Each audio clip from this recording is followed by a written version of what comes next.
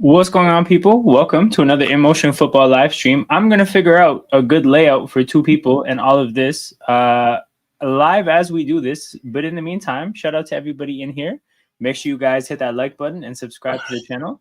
Okay, we'll start here and then we're going to figure this out. What about this? Ooh, okay. I can edit this. This looks fun.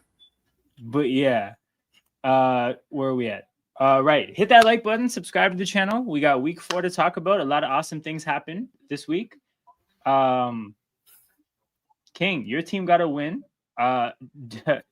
Disco Flash, in the chat, your team also got a win. You told Ravens fan to suck it. That's hilarious. Ravens fan is an interesting character in this community. Man, my weekend went great. My college team dominated. Do not let the scoreboard fool you guys. We dominate basically the entire game, except the last 10 minutes. Once we get to my game, I'll tell you what really happened during that game. Sounds good. But yeah, Ravens fan can suck it. So I'm actually curious about whether he's gonna show up because he talks a lot, but I don't think his team backed him up this week. Who on your team got hurt? I know just somebody. I just know somebody did. Who is your team you're talking about? Me, King, Ravens fan. Who's it? Just happy we won 3. Yeah, you guys were never. Pretty much. We lost kind of everyone during that game. Okay, hold on. Is it just me or is King's audio really low? Somebody in the chat, let me know because it might be me. Oh, if it is me, let me see if I can do something real quick. 80 cost us today. I'm raging. 14 points he cost us in our defense. Oh my god. King is a Steelers fan. 80. This was. I'm a Steelers fan. Disco. I guess he's not paying attention. Bro, don't know ball. Bro, AD Mitchell did some of the funniest things in the world today. Oh my goodness. Did you guys see that play? I'm not gonna lie, I kind of fell asleep at the 4:00 games. Okay. Fair enough, right? But yo, you have to watch this play. Anybody in the chat who didn't see the play, Disco Flash, who else is in here? No, it's just Disco Flash. Bro, if you guys have not seen that play, make sure you guys do it. That shit is hilarious. Jared is in here as well. What's going on, Jared? What's up, Jared? My Texans finally got the W. I see that, brother. I see that. It took a bad Titans team with a rookie QB, but hey, a win to win. Yeah, dude, I thought the freaking Steelers were gonna lose that doubling game. I said I'm gonna get canceled for not joining. Now you're good. You're good. Don't worry. To be honest, I thought the Steelers were gonna lose. Yeah, well, do not let those last. Oh yes, with the last 2 minutes bad, yes, but that last 10 minutes was not the whole game at all. No. Yeah. Nah, so the thing about that game, I thought the Vikings were gonna win the game going into the game. I did too. This was literally the best Steelers game I've seen from them in a while. Dude, it was clear pretty quickly that the Vikings were on bullshit and Carson Wentz wasn't going to have a good game. So, my thoughts on that game turned very quickly. Did you hear about Skylar Thompson? He got robbed and jumped in Dublin. That's hilarious. Man, poor guy. Damn. Oh, did you not hear about that? No, I actually didn't. Yeah, so he was out Friday night and got robbed, I think. Yeah, he got robbed and jumped. Okay, I'm time check. What time is everyone on? Because I'm just about to see this kickoff. Oh, brother. The sideline reporter is still talking. Oh, brother. Oh, they're at the 30 for me. Okay, they're just showing Matt LaFleur right now. Oh, brother. Question: If you had Tua and Dak for your quarterbacks in fantasy, who would you play? I would play Tua. What's that? I would play Tua. You had Dak. Oh, that's kind of. I think Dak is doing more better than Tua right now. I'm thinking. Matchup. Of course, I think I know what Daniel's talking about. Did 80 did what say if Jonathan Taylor passed here and dropped the touchdown before going past the line? Yeah, he did. He did, bro. Oh my god! Did you just see the play? No, I just saw it from Daniel's comment. I was like, oh my god, is that what he did? No, but here's the thing too. It's not just like a normal play, bro. He made an amazing catch and then made an amazing move and then ran past a defender. Like he had what was gonna be one of the better touchdowns of the year so far, and then he fucked it up trying to celebrate because he decided to turn around and raise the ball up, right? And as he went to raise the ball up, it slipped out of his hands. It was crazy. So I'm at 14:49. Oh, brother, I just saw the kickoff. Oh, I'm at 14:20, so I am ahead. Oh, brother, you are like 40 seconds ahead. Jeez. I'm at 40. Okay. I'm at 40. It's okay. Feel free to spoil and even just like react to things as they're happening. Like I don't mind watching things on delay. More or less on tape delay today. I hope Matthew Golden has a good game today because I have him for fantasy. I know someone who did, and they played Tua this week. Yeah, because the thing is, I expect Dak to have a hard time against Micah Parsons, right? So I think he's going to struggle. And I think, I don't think the world of Tua or the Dolphins, but I think the Jets' defense is pretty shit. So I think, he should have a decent day. Yo, do you know who I feel bad for? You know which fantasy players I feel bad for? Oh my god! Never. All right, well, the people who benched DK. Oh, I feel so bad. Yo, okay, but if you bench DK, you're a sicko. But they play the Dallas kicker, which is fine. Yeah, no. Oh, you always have to take the Dallas kicker against all odds, bro. The Rams are overrated, man. They're lucky we aren't used to this. 10 players in the field, one trips over his own foot. The Rams are good, man. The Rams are good, but so are the Colts. Colts definitely should have won today. Yeah, Colts, I left that game feeling like, they have, given their schedule, probably going to be they're looking like a 2 seed. But no, the Rams are good too. Okay, so I'm seeing third down is about to happen. Osa Odigizua in the backfield to stop Josh Jacobs. Let's see about this. Oh my God. It's not a touchdown because SofaScore hasn't spoiled any points. So let's see what happens. Guys, how do you guys have this this game panning out? Do you guys have a Packers blowout? Yeah. I expect, even though it's something about my team getting the TSB, I think Dallas could get TSB. Plus, I don't trust Matt Eberflus as the defense coordinator. Yo, you know how much of a sicko I am? What? I got the Packers winning, but the Cowboys covering. So I have them covering. You did take the Cowboys will cover the spread. What's the spread? 7.5. That ain't happening. No, so that's the thing. Like I initially on the stream that I did on Thursday, I was like, "Oh, belt to ass," right? But then I thought about it, and I'm like, I don't know. I guess Dallas is gonna like. This is their Super Bowl. This is the Dallas Cowboys Super Bowl. So I'm like, fuck it, man. They might make it a 6-point game. Tucker Kraft. So my picking went 9-4 today. That's not bad. Oh, I had a good day too, making picks. Actually, a good week making picks. I think I'm 10-3 so far. I lost the Niners game. Man, yeah, that Niners game kind of held me. I lost the Commanders game. Basically, all the 4 o'clock games kind of hold me except the Chiefs.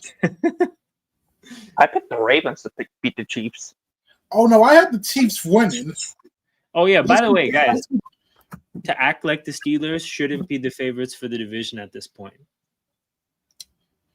Like, you can sit there and believe it's okay to believe that the Ravens are going to figure it out, but there's nothing in front of you that you can look at and say, oh, this is a sign that the Ravens are going to figure it out. There's no signs. All the signs are bad. Now, again, they're some things that we don't expect could happen and they could get better. But the track that they're on right now, they're not going to win that division. The one that screwed me was the Giants game. Oh, yeah, that was crazy. Oh, what a call. Hey, what a but call. You know what that means? My God proved to be the GOAT. Oh, Jackson Dart. Yes. Yo, Romeo Doubs doesn't have a catch yet, right? I don't think so. Hell yes. I'm going up against him in fantasy. No. And watch him get a touchdown now because I will probably see it first. Well, I mean, we're gonna know this because you're gonna react pretty strongly. So at least I won't have to like I'll get like a warning. It's happening. And that Bears game was crazy too. I was watching that today too. I watched the last minute of that game. Oh my god! No way! Did you say Dobbs? And he got stunned. Oh god! Did you say Romeo Dobbs? That you're against in fantasy? Yep. You're gonna love this. You're gonna hate this when it comes up. Hate this or love this? Wait, hold on. I did not. Wait, what's up? No, King didn't react like I don't know. So I don't think he scored. Oh no, you'll wait. Oh, hold on. Is Jared even ahead of King? No, I'm at 10:02.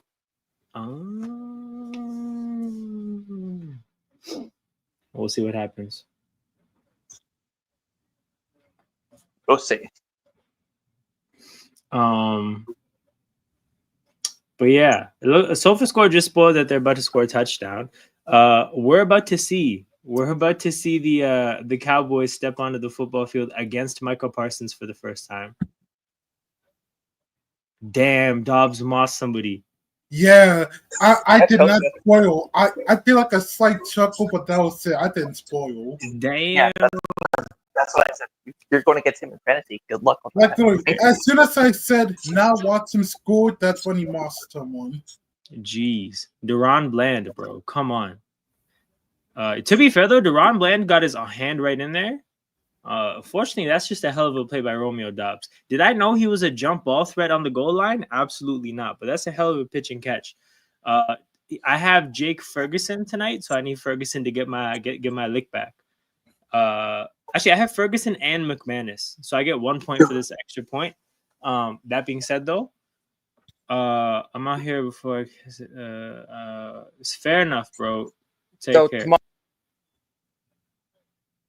Wait. Were you about to say something, Jared, or did you cut out? I have the Dolphins over the Jets tomorrow, and the Broncos over the Bengals for my pick-up league.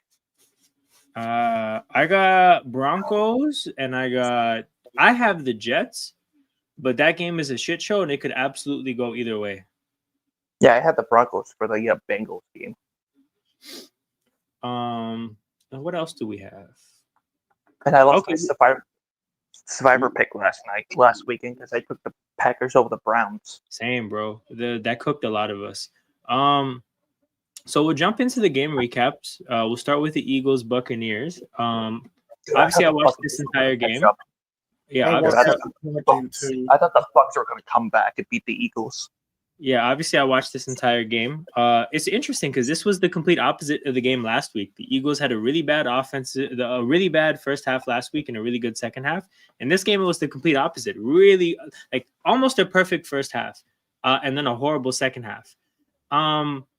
Main takeaway is that, bro, we beat Tampa Bay in Florida. Like that's something that never happens. That's a huge monkey off our back. And honestly, I'll take that. I don't care that it wasn't ugly from the standpoint of beating Tampa Bay because we get our ass kicked in Tampa Bay pretty consistently. So the fact that we won that game, I take it as a big positive. In terms of how we're playing, literally, like it was an ugly win. Frankly, I think we only won because Tampa Bay made more mistakes than us. Because in the second half, we didn't do anything to help ourselves. Baker just turned the ball over twice. No, actually, he didn't turn it over twice, but the Bucs turned it over twice. That's really what won us the game. If you look at what the Eagles' identity is, they're 20-1 in the last 21 games they've played. They just win the game by having a better turnover differential than you and not really making mistakes. And that just seems to win games. It's really not pretty. It doesn't look good. It doesn't feel sustainable. But remember, this time last year in week 4, we were getting belt to ass in Tampa Bay. That was where we were at last year, week 4.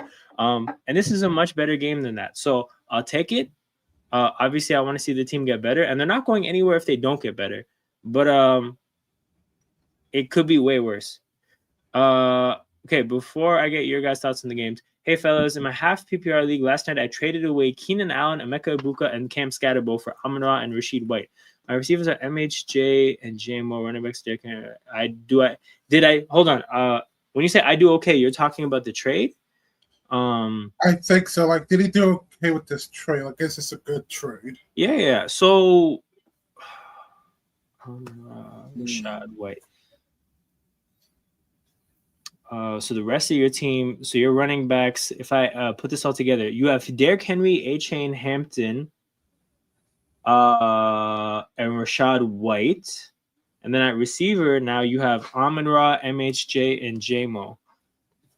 Yeah, I think so. Initially, when I saw the trade, I didn't love the value because I think Scatterbo and Emeka are both going to produce. Like Keenan and Rashad White feels like throw-ins. Like this feels like it's Emeka and Scatterbo for Amon-Ra. And initially, I was like, you know what? I might take having two options. But looking at your team as a whole, it looks like you have a lot of running back depth. So you're not really pressed to keep Scatterbo. And if the big deal for you here is that you upgraded Emeka to Amon-Ra, I think that's a pretty good win, especially with the fact that Mike Evans is like Godwin just got back. Mike Evans is going to get back. When Emeka is playing with both of them, he's probably. Can I say this real quick? Micah Parsons looked weird in a green jersey. I mean, yeah, it's going to take some time to get used to seeing him like that. Yeah.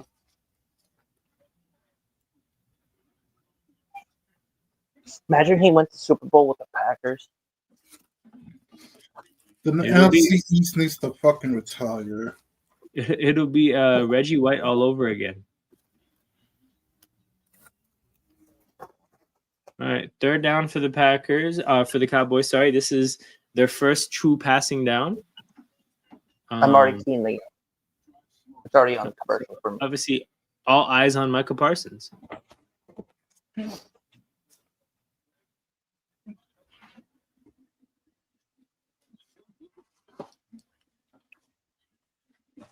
Oh, no, I lied. It was not an obvious passing down. They ran it again with Javonte, and he falls short. So a 3-and-out where if you were to read into this play selection, it feels like fear.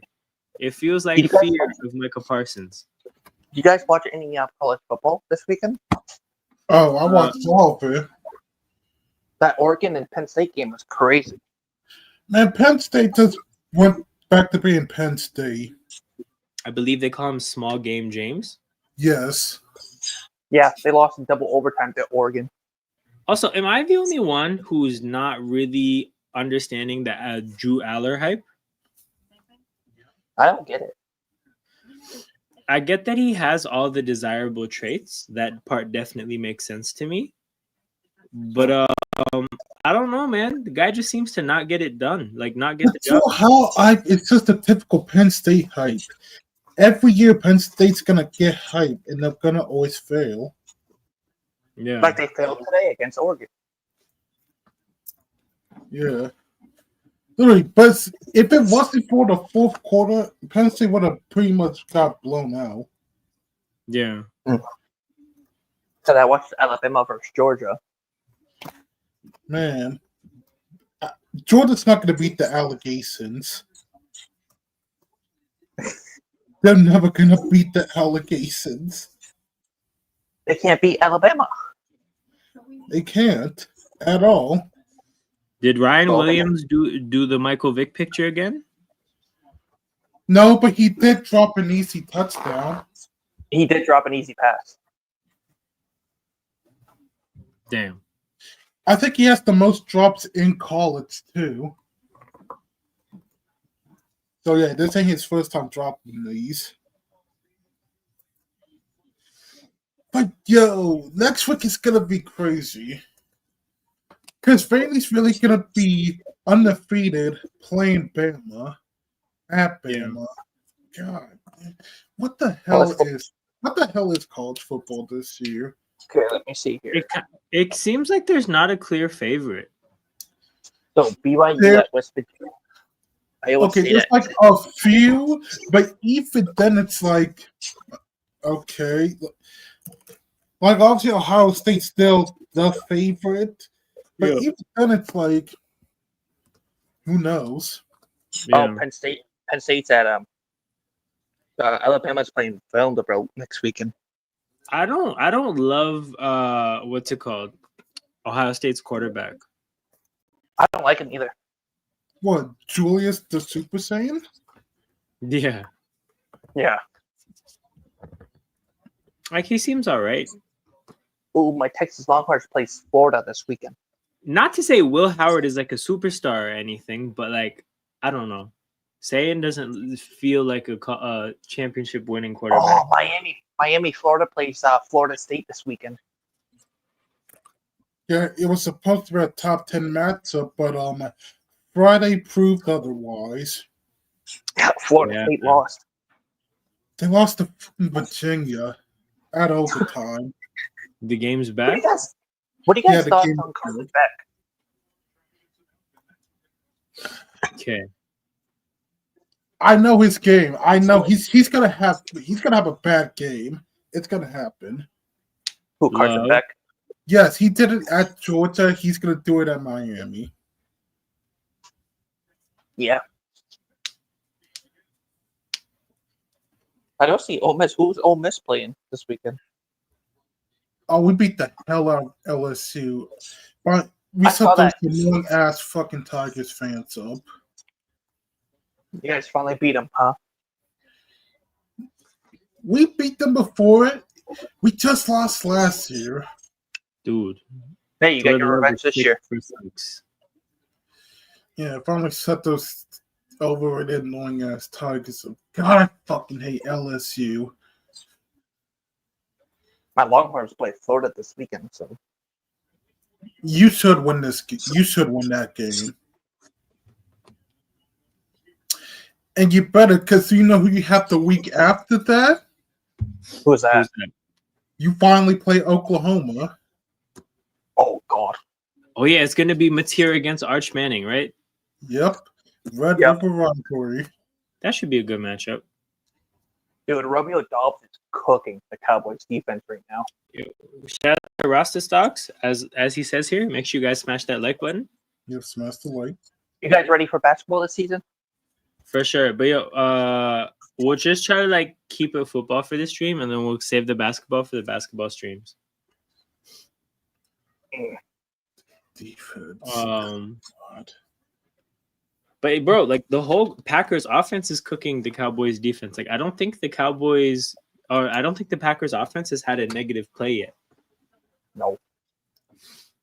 Like they always get some type of yards. Who's your favorite college football team? If you have, I don't have one. then pick one. I barely watch college football. Like I'm only starting. Oh, yeah. So that's the thing. If I were to pick one now, it would probably be Georgia, because Georgia. obvious reasons. Hold on. Where is it? I have something for this. It would probably be Georgia for obvious reasons. But yeah, I don't know. Like the thing is, you can sit there and say what your team is, but until it upsets you when your team loses, that's not really your team. Dang, there's only 6 undefeated teams right now. There's 6? Ohio State, Oregon, Miami. I think we were talking about the Ole Miss, NFL. Texas A&M. No, college football, but NFL. I think we're down to 2 in the NFL: Eagles and yeah, Bills. 2. Yeah. Hand off to Jacobs. Jacobs up the middle once again. No negative plays. No.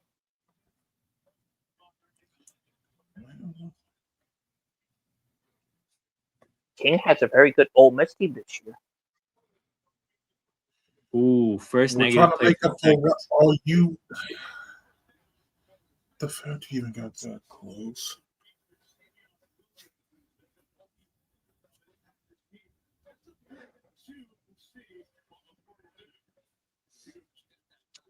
Jeez.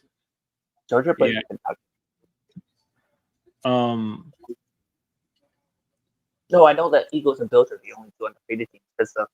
King, is it third down for you guys yet? I'll just say it's 4th down. Ooh, okay. 'Cause 2nd and 18. Love rolls right. Love. Throwaway. Okay, 3rd and 18. Oh, Yeah, what's it's going on, Leon? Yeah, 40 burger this week. Could have been a 40 burger last week if there weren't 5 turnovers. Yo, okay, Leon, was there a difference in what happened with Diggs this week? Because I have Diggs in my dynasty league, and I just know he's been ass. But he kind of produced this week, so I wonder if there's a Patriots were particular. awesome. I know Dick did something this game. He did something. Produced. So I just want to know if they made a change. I did watch that game. I watched the game. Bro, unless you're a Patriots fan or a Panthers fan, bro. Oh my goodness. He almost got this first down. Hang on a minute, I can look up. Yeah, they always do. So yeah, I just want to know if there's like a change that they made and this is sustainable or not. 6 records, 6 catches, 101 yards, no touchdowns. Because also, like, the Panthers still have J.C. Horn, right? Yeah. Man said, I heard your disrespect last week saying we're going to lose those bums in Carolina. Bro, 30-0?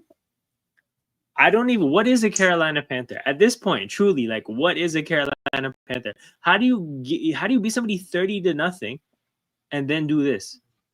Then lose 42-13. Full. Also, let's be honest. It was 42-6. Let's be honest. Yeah, true. But like, bro, and then from the Patriots standpoint, right? I didn't know people were all of a sudden gonna not fumble. Man, if I would have had to assume something, I would have assumed that fumbling was gonna happen. Well, to be honest, I think the Panthers need to give up on Bryce Young. I'm sorry. I think both teams kind of like had a turnaround performance from last week to this week. In terms of them, they have to give up on a lot of things, bro. They have to give up on the coach. They have to give up on the GM, I would say. And then you get to Bryce Young. But I think Bryce Young is the third person you should give up on in that like order of importance. So if they don't do good this year, fire the GM and fire the coach. For sure. Okay. We're at a commercial. Do you guys have any thoughts on Eagles Buccaneers? No. I think that was a good game. A great game. But the Eagles offense didn't look too good though. I know, right? Crazy. Perfect first half, terrible second half. So we can jump right to Panthers Patriots because Leon is here. So that's what I saw though. Like they got all 3 running backs involved and they got Diggs involved. So without having seen much, I already understand that they actually put belt to Carolina. And the thing about Carolina is that, like, do we think Carolina is a bad team? At this point, we do, right? Absolutely. Yeah. But, like, this is a Panthers defense that gave up 26 points in week 1, 27 points in week 2, and then 0 in week 3. Like, Carolina hasn't been just casually giving up 40. So it does look like the Patriots had a pretty great game offensively, and we'll have to monitor how that goes going forward in terms of them sustaining this. We were just really efficient against Carolina. That's the thing, because it looks like you guys spread it out and got everybody involved. Yeah, Drake made it good this game. 205 passing yards and 2 touchdowns. Because, yeah, bro, Drake made 3 incompletions, and then you look at the running backs, bro, 3 different running backs got over 6 carries. So they actually just, like, shared the ball, and it looks like whatever they went for, it worked to some degree because none of the running backs got less than 4 yards a carry. So it looks like everything worked. They got Christian Gonzalez back for the first time. Obviously, Bryce Young didn't play well. I don't know if he got benched because of play or if he got hurt. I'm seeing Andy Dalton got in the game, but you put Carolina in a position where they can't really run the ball. Now they have to throw it. You have Christian Gonzalez back. Patriots had a really good game. Who did the Patriots play next? I forget who do they play next. Oh, they play the Bills Sunday Night Football. The Patriots? Yeah, they play the Bills Sunday Night Football. We'll be doing that here this time next week. Yep. May's top 3 in completion percentage. So what would you say the reason is for that? Would you say that it's like a play scripting thing? Like they script good plays for him that work? or is it a conservatism thing where like they don't really push the ball down the field? Or yeah, what would you say it is? I'm curious Yeah, about a lot this. of it. They play the Bills next weekend in Buffalo. Yeah, I know. Yeah, so that's not going to go well. You know, the thing about Buffalo is that what the Saints did to them today, and we'll talk about this when we recap that game. The Saints decided that they were gonna focus on running the ball against Buffalo because Buffalo, truthfully, they can't really run the ball, defend the run. And the Saints got a little bit of success with that. The Patriots are better than the Saints, right? We can say that pretty easily. So we'll see what the Patriots can do on the ground. I do feel like there's a parallel universe. The thing with the Bills is that like the Bills aren't phenomenal. Josh Allen is. Fair enough. Oh, straps. Good shit. Plus, the Patriots have a good running back too, in Travion Henderson that they got in the draft this year. No. What is this Cowboys game plan so far? It's like this is the Javonte Williams show. They are deathly scared of Micah Parsons. Of course they're scared. If he looks good, these fans might actually kill Jerry. Dude, Tyler Guyton got cooked on this third down that I'm watching. I know you guys are Plus, probably CD Lamb is not playing. Yes, CD's hurt. So they can't even stretch the field. Not that he's a field stretcher, but you know, like they don't even have to focus on one guy. Yeah, he has that boot on his leg. But yeah, man, I just really hope the Patriots trade Ramondre at some point because I have Travion Henderson in a fantasy league. I don't think they're going to be trading him back quick. I think Ramondre is in the last year of a deal, and if they drafted Travion, they're probably not going to pay Ramondre. So, like, you may as well trade him while you can get something for him, especially because you have Gibson. So you can still have like a two-headed monster, so to speak. Oh, Gibson is true. Dan Stevenson is on his last contract. Little trickery for Dallas. They take a deep shot, and he throws to a very covered Kevontae Turpin, bro. A very covered Kevontae Turpin. Yeah, I was like, you got strapped. Good sir. How about the decision to throw that ball must have happened before the play was started because there's no way he could have looked at that and thought to himself, like, I need to throw to this guy. No way.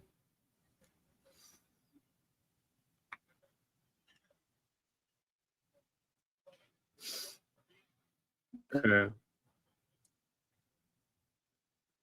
3rd and 5. Come on, give us something. Give us something. I know you're scared of Micah. At least just give us something. Okay. Ferguson, my guy. Damn. Oh, hold on. Ramondre already got a contract. Why did I still think he was on his rookie deal? Ramondre Stevenson, Spotrack. I thought he was still on his rookie deal. Damn. Okay, yeah, they're not trading him. He signed for $9 million a year.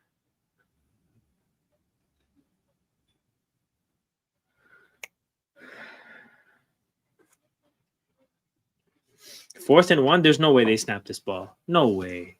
Why are they even trying this? A timeout was taken by Green Bay? Bro, you could have just chilled. The Cowboys were literally about to take a timeout.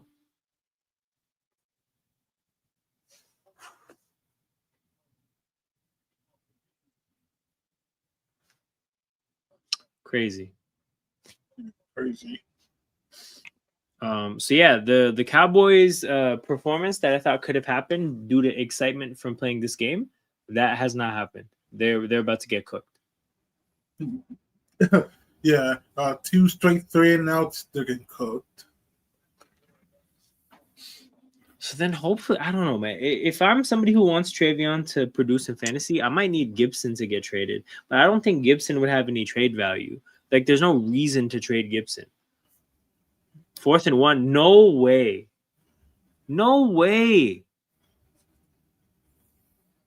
This doesn't check out at all.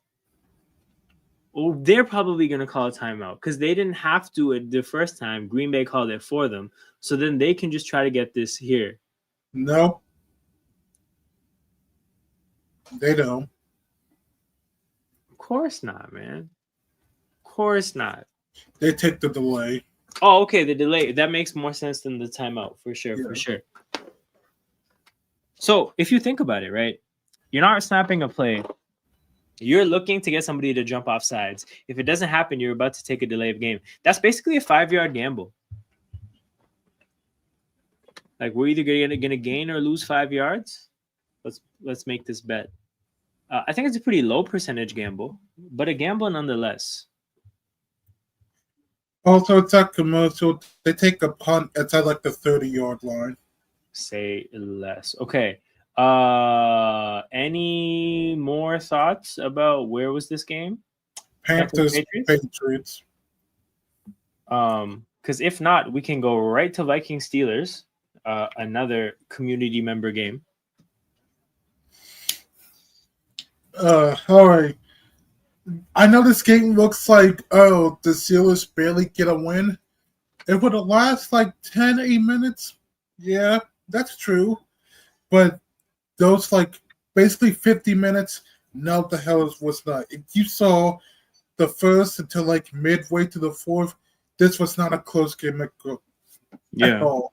We beat the hell out of Minnesota, and I was not expecting it. Yeah. I'll put my hands up. I was expecting my team to get an ass whooping early in the morning.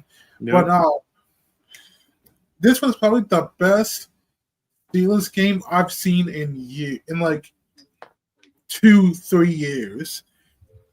There wasn't no offensive struggles basically, besides like 2 very, very early sacks.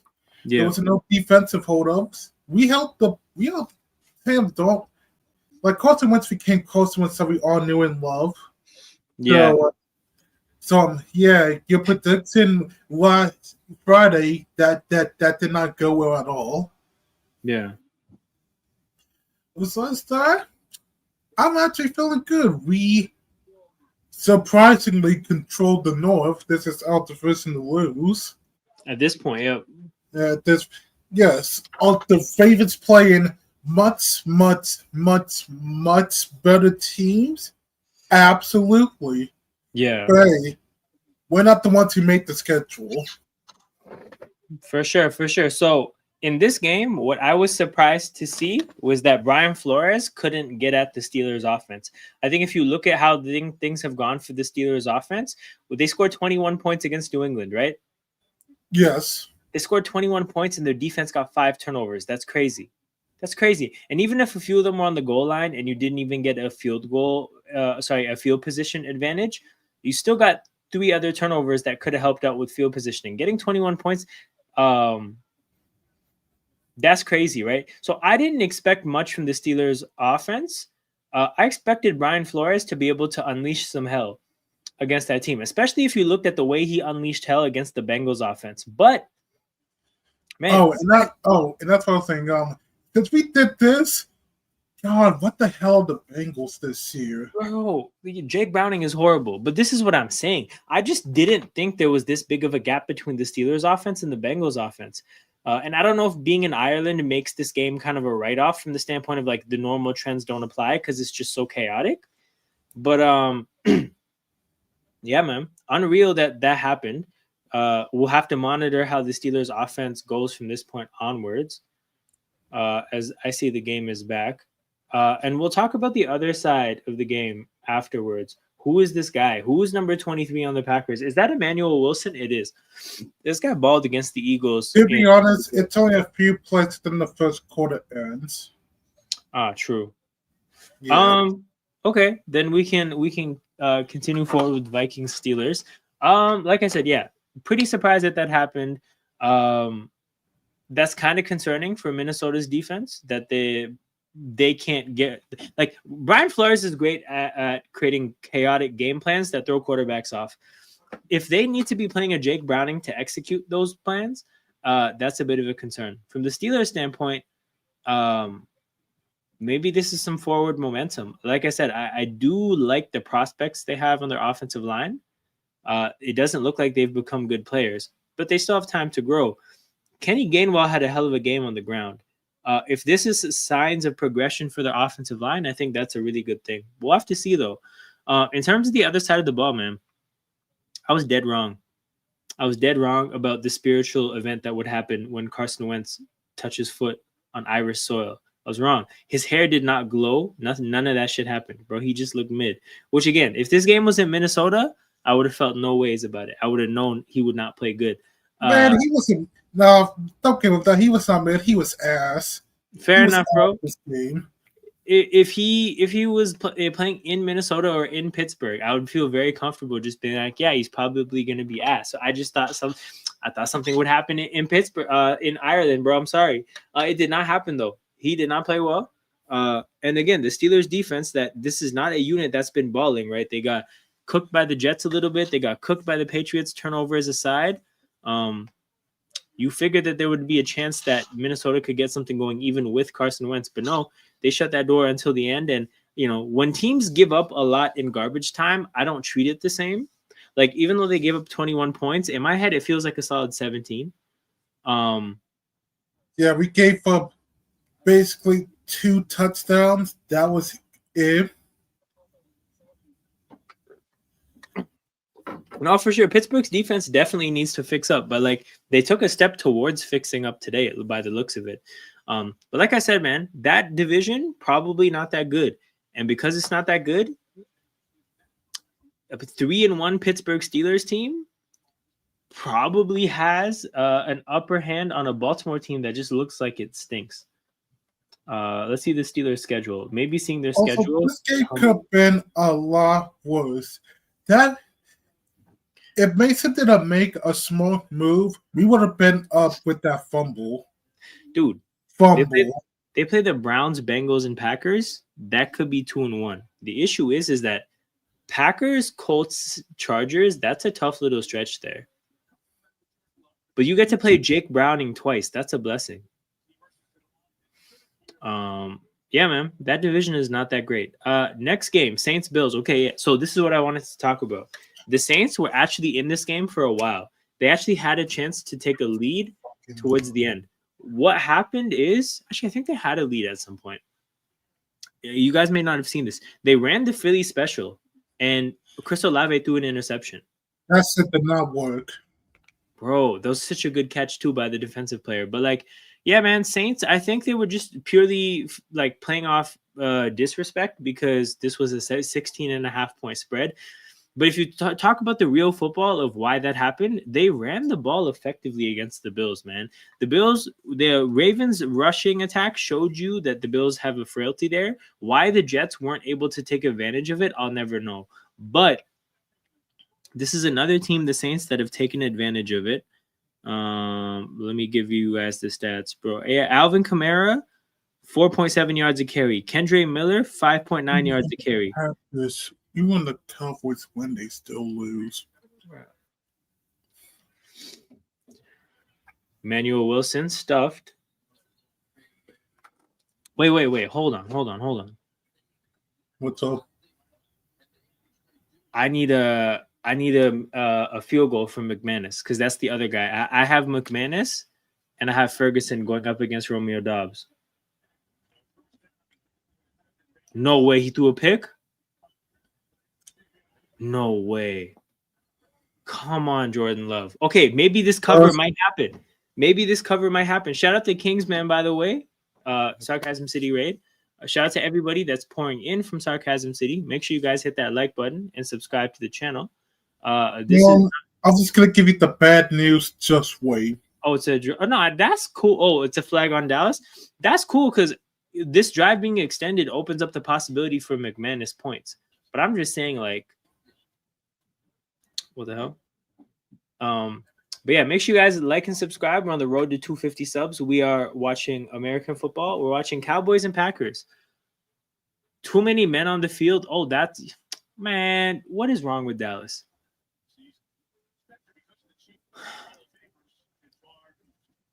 $12 men on the field. Which is why I said even when the Dallas Cowboys win, they still lose. For sure, man. For sure. But yeah, man. I know you guys are coming in from a Q&A, and it's been a crazy weekend of football, but it's also been a crazy weekend of American football. So feel free to tap in, and if you have questions about the sport, ask away in the chat, and we will be sure to answer. Oh, I like the creativity that they've employed to use Savion Williams. I just don't know if Savion Williams is the guy when it comes to this kind of stuff.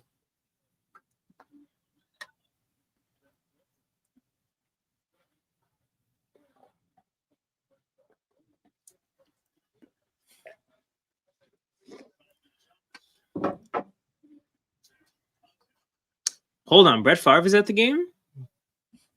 Brett Favre can be in public and not get heckled? That's crazy.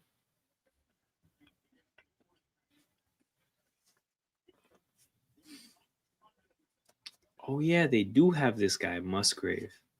Yeah. The way he got his chain snatched by Tucker Kraft is crazy.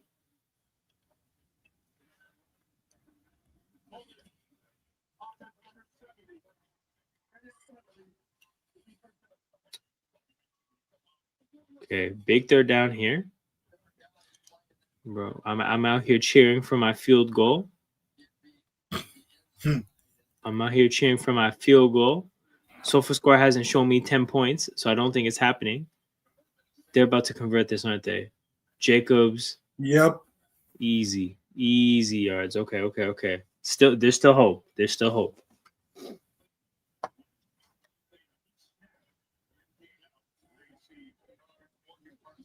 Yo, I'm hoping Ferguson eats in garbage time the way things are going. Because garbage time might happen in the middle of the third quarter. Probably. Honestly and truthfully. Where are we at? Okay. Why is Eberflus's hair like that? You can't have spiked up hair and then a headband thing over it. Doesn't work like that. Love scrambles left, gets it to Tucker Kraft. And another flag on the play. Is this going to be holding? Yep. Okay, potential for a drive killer. Let's go, Dallas. Get off the field.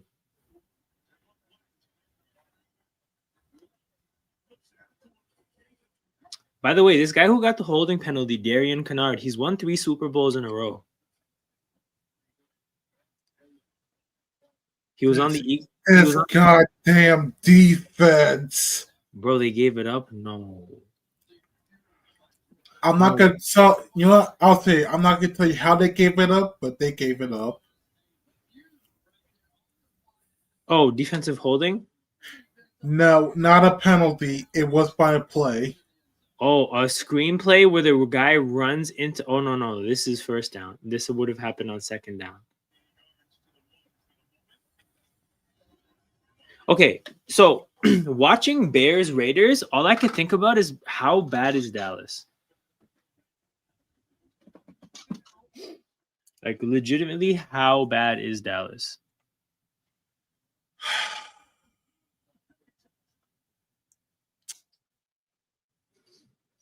Because we don't think the Raiders are good, but them in Chicago, we don't think the Raiders are good. We don't think the Bears are good, and they played a competitive game, which checks out that they're kind of at a similar level.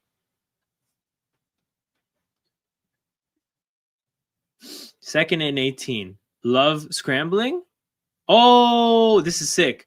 Oh, that is actually sick. Yo, does he get in the end zone? Nope. Oh! What is going on with these? Whoa, okay. That's exciting. That's actually pretty unclear what happened. Because if you had a normal reaction, normally I can gauge what that means. This is tough. I think Jacobs is down at like the 1 or the 2.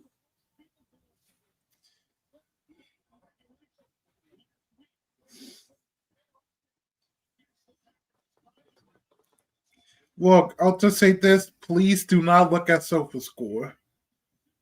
Whoa. God, I said so. Yeah. Okay, hold on. That's crazy as fuck. Yo, no way they got Dobbs another goal line. Oh, yeah. 1, kiss your fantasy goodbye. And 2, thanks to SofaScore, you know what's about to happen next. No way. I just want to know if okay, We'll see how it happens. Who are these corners? Literally, like, who are these human beings? Kyer Elam, he's getting fried right now. Jeez.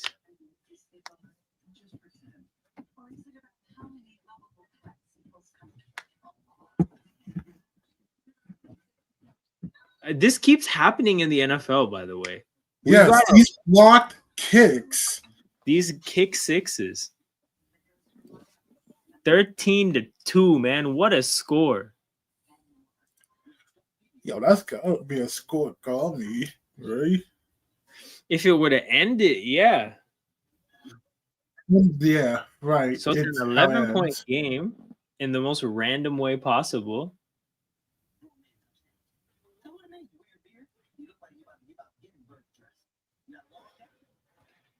Jeez, man, what the hell is going on? Well, like, what the hell is this? Okay, back to the football. Saints Bills, right? So the Saints ran the ball pretty well. That's why they were able to hang around in this game. Because one, that was a way of getting yards and obviously advancing the ball, but also that's a way of controlling the game. When you're a bad team in a much better team's stadium, the first step to not getting belt to ass is controlling the game. And that's what the Saints did. Now, the issue for the Saints is that they're just not a good football team. So they were never going to be able to actually win the game. But once again, I will say Spencer Rattler threw the ball for 126 yards. It's not like the Saints had a passing attack that Buffalo had to respect. Buffalo knew the Saints were going to run the ball, and the Saints ran the ball anyways. That's kind of concerning, I think. So when you talk about the Patriots going into Buffalo next week, I kind of think the Saints put the game plan out there of how to go to Buffalo and deal with, not beat the Bills, but compete with the Bills. So I would actually be disappointed in New England, and I hope Leon is still here. Based on what I've seen from New England recently, I'd be pretty disappointed if they didn't hang with Buffalo because the blueprint is out there. But yeah, man, the Saints are bad. The Bills are better. Like, it is what it is. Not much else to say. Yeah. Another game where it's just lopsided. Titans 0, Texans 26. Holy shit. This was really bad. The Titans, literally, Cam Ward said after the game that he's playing ass, and that's refreshing honesty because that is the case. The Titans changed play callers from the head coach to the quarterback's coach before this game, and literally this new guy got 0 points. Talk about having a horrible first day at work, man.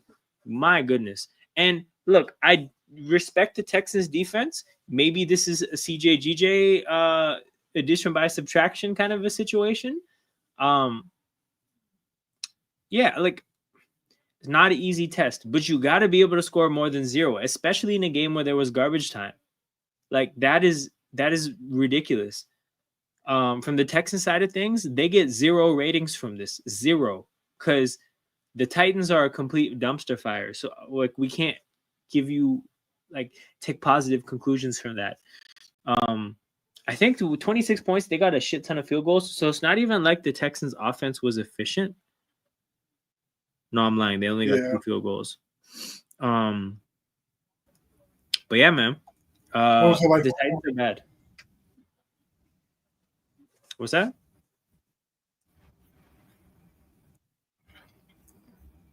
Oh, it said nothing.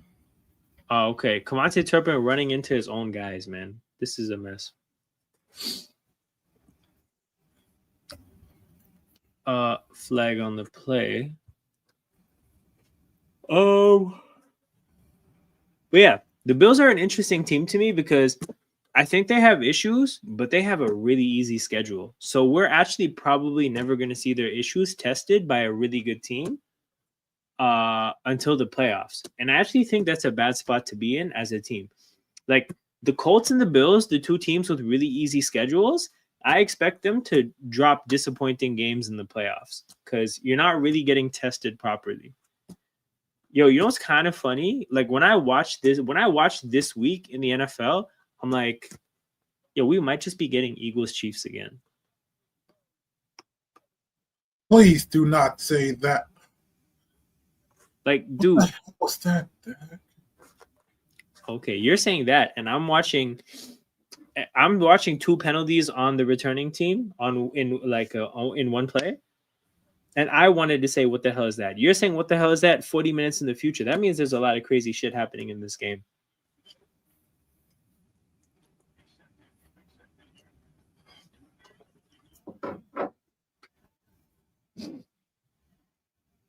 The Ravens are sorry. The Ravens are completely sorry, man. They're a complete mess.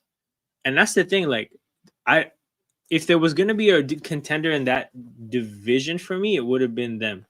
That's not the case.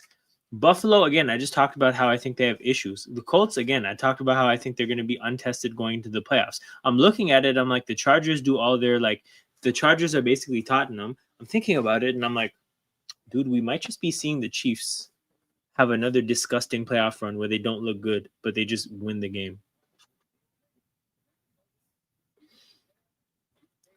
Shout out to Jerry Jones, though, man. I wanted to put him on the thumbnail for Dallas instead of Dak Prescott, but I'm like, nah. He doesn't deserve it. Someone said Tottenham. Facts, bro. You got the oh my god. Throwing up jump balls to George Pickens without a plan. Shout out Jizz. Nah, for sure. That's the Los Angeles. What works better? Char Spurs? Definitely not hot. Yeah, you can't do it the other way around.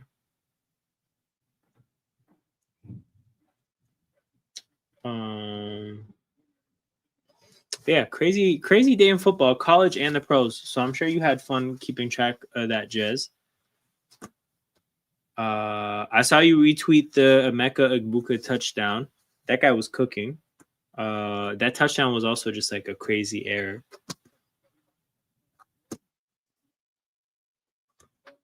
Was against it today, man.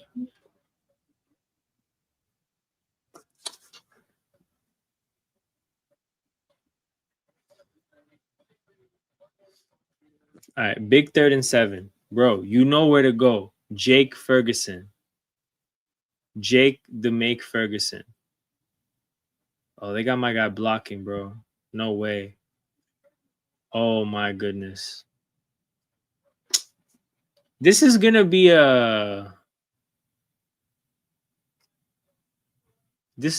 holding, isn't it? Something like that. Jeez, man. They can't extend a drive for shit. No, they cannot. And you're going to love this 3rd down play calling. Yo, okay. This game definitely shows potential for a game of predicting the season in the second half for sure. Who is this Thomas guy? Who is this Thomas guy at right tackle? Did something happen to Terrence Steele?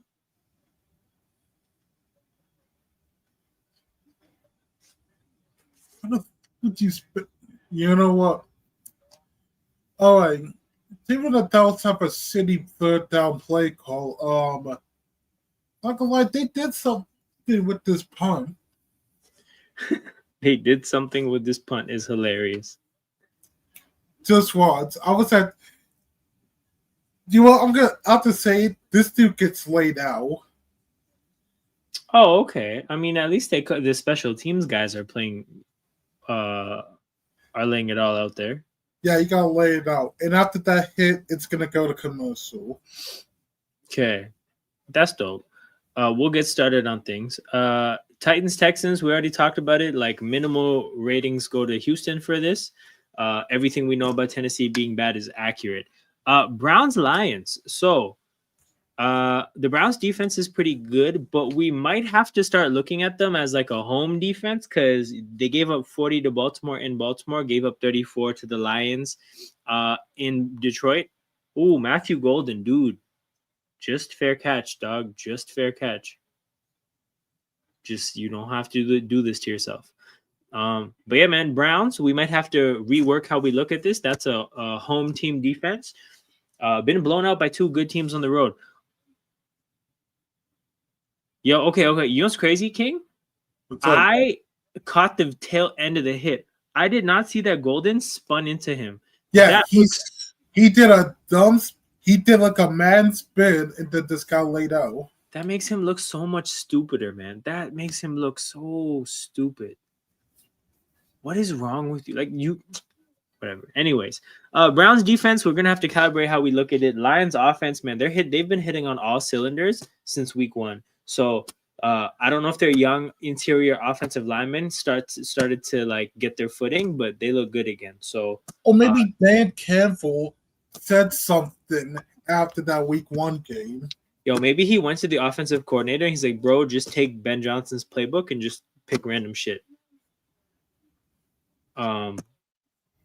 But yeah, and then I thought the play call against Baltimore was awesome too.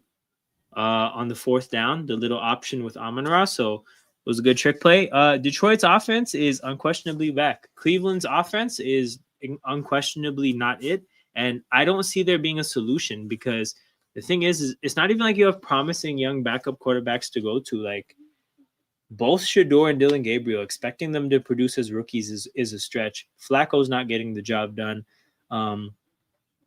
Judkins, you'd think maybe you'd be able to control a game with Judkins, but they just lost their left tackle, DeJuan Jones, for the year. So Cleveland, man, like I could see them pulling off some upsets at home, but I think this team is an easy slap on the road every single week.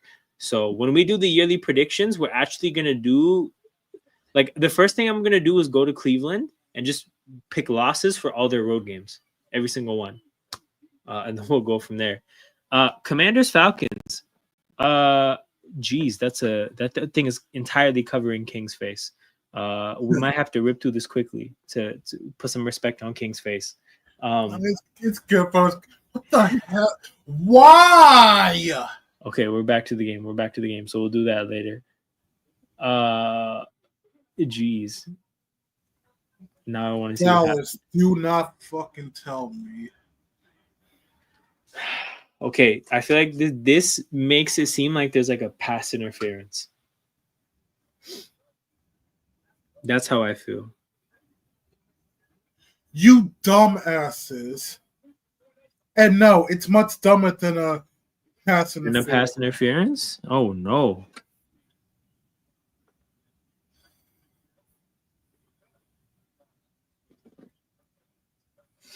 First and 10.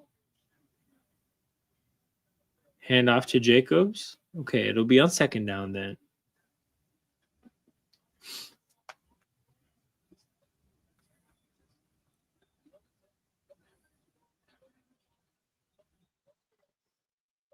Damn, Jordan Love pressured 1 of 14 dropbacks. Things would have been different with Micah, though.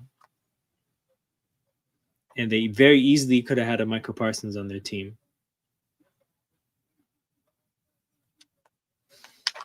Okay, 2nd and 8. Let's see what they do. Oh, screenplay to Golden. Bro, they let Golden go 10. No way. Okay. Hold on. So it's going to be on 3rd and long? Yo, so Golden's got smacked twice now this game. Why is he doing this to himself?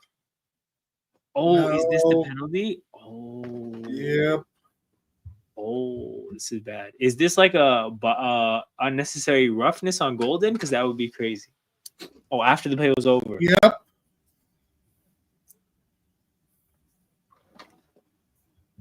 Damn. Donovan Ezeraku.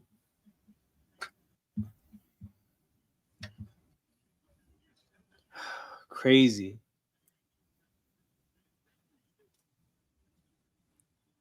Wait, what? He might have kneed him. Oh, it's after he hit him. It's I guess he must have kneed him. Oh, yeah. They're calling that shit really tight this year. Really tight. You can't be doing any of that shit.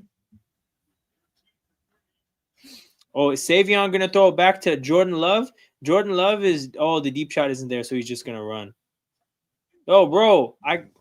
You got to relax, Jordan Love. You can't be spinning. You just saw what happened to Matthew Golden. Relax.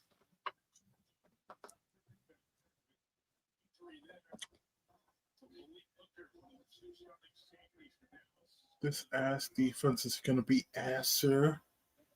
Asser. That's quite the way to put it.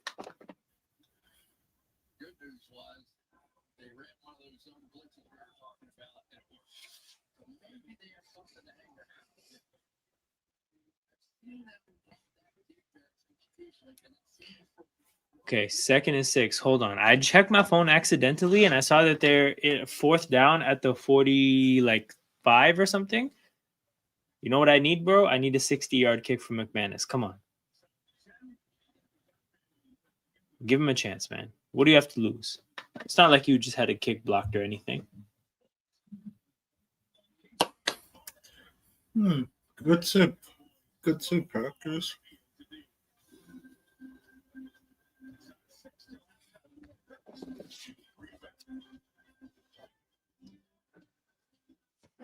All right. 3rd down. Emmanuel Wilson, I think, in the game. Love tosses it to Wicks, who doesn't even look like he knows the ball is coming. It looks like he was running a decoy route. Yeah. Oh, Malik Hooker is hurt. No, man. Last thing this defense need, that's what you meant by the ass defense is going to get ass here. Last thing they need is injuries in the secondary. All right. And basically, I might as well tell you this: the Packers get like a perfect punt. They get it at like the half-yard line, and it goes to commercial. Oh, Micah's getting this safety for sure, bro. We'll get ready for 15-2. Yeah. Okay. Back to these games then. What else do we have? Oh, I finished off at Commanders Falcons. So Commanders Falcons, Commanders playing without Terry McLaurin or he almost stepped on the goal line. Or Jaden Daniels. So very short-handed. Now they handled the Raiders pretty short-handed last week. This week they go to Atlanta. They struggle against Atlanta a little bit. Again, I've talked about how Atlanta's defense does have some good stuff going on, and I do think that the Commanders got a garbage time touchdown here. So all things considered, a solid performance from Atlanta's defense, and I would say, given the expectations, a solid performance from the Commanders' offense without their 2 best players on offense. When it comes to the other side of the ball, though, the Commanders' defense is supposed to be better than this. Giving up 34 points to the Falcons. We got raided. Yo, wait, what's that? We got raided again. By who? Lee Gunner. Oh, we got raided by Lee Gunner. Oh shit, we're gonna get hella people. Shout out to Lee Gunner. That's a. I don't know if you know who Lee Gunner is. He's a football YouTuber. I just checked him out. Yeah. He's a football YouTuber, probably one of the bigger ones out there. He does like 7 to 8 hour live streams. Lee Gunner does crazy live streams. So the last time Lee Gunner rated this community, it was, I think, Planet Faz rated. And my first thing was I was like, bro, does he know what football we talk about here? This is not like a European football channel. This is a hand egg channel. I see Charlie says Lee raid. Shout out to everybody pouring in from the Lee Gunner raid. I think you guys were doing an emergency meeting. I think so. Yeah. We're doing a watch along here for Packers Cowboys. We're doing a hand egg watch along. Where's the ball? Here it is. We're doing hand egg watch along. Packers Cowboys, pretty good game. If you guys have any level of interest in the sport of American football, this would not be a bad game to start. You guys can watch the game, hang out with the community here, ask any questions you might have. And yeah, that's what we have going on. Thank you to Lee Gunner. If Lee Gunner is watching, I think this is the 2nd time Lee's rated the community. So that helps quite a bit. I'm on the road to 250 subs. I think we're at like 222, something like that right now. The more subs, the better, obviously. And yeah, we're trying to get monetized sometime in the next couple of years. But yeah, shout out to everybody from this Lee Gunner raid. Make sure you guys hit that like button and subscribe to the channel. The way we do these watch alongs, because something people always talk about is, in American football, there's so many breaks, the games are so long. The way we kind of make it a little bit easier to get through is we talk about every single game that's happened in the week so far. So the game is about to start again. The next time there's a commercial, we're going to talk about Commanders and Falcons, which was kind of a shit game, I think. Dak Prescott slant to George Pickens on 1st down. We just need some Jake Ferguson production. King, are you still there? Dude, cannot handle that. What happened? Points, yeah. Oh, yeah, I'm saying I thought I had to go do something, but now someone else got it. The doorbell rung. Okay. Do you think the Cowboys get a score The here? door rung. I thought I had to get it, but someone else got it. Do you think the Cowboys score here?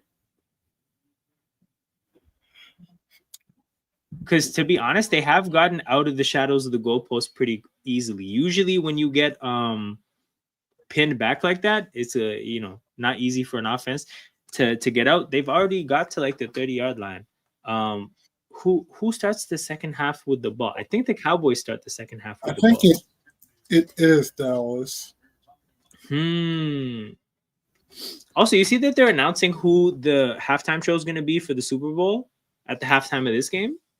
Oh, who is it? No, they're going to announce it at halftime. Oh, they're going to announce it. They posted a hint on something. I think it was the Twitter account for the NFL. Bro, I couldn't decipher who it was off the hint. And then I went into the replies, and people were seeming to suggest it would be Beyonce, but Beyonce's done it already. Like, why would they go back to get Beyonce again? Let me check. NFL.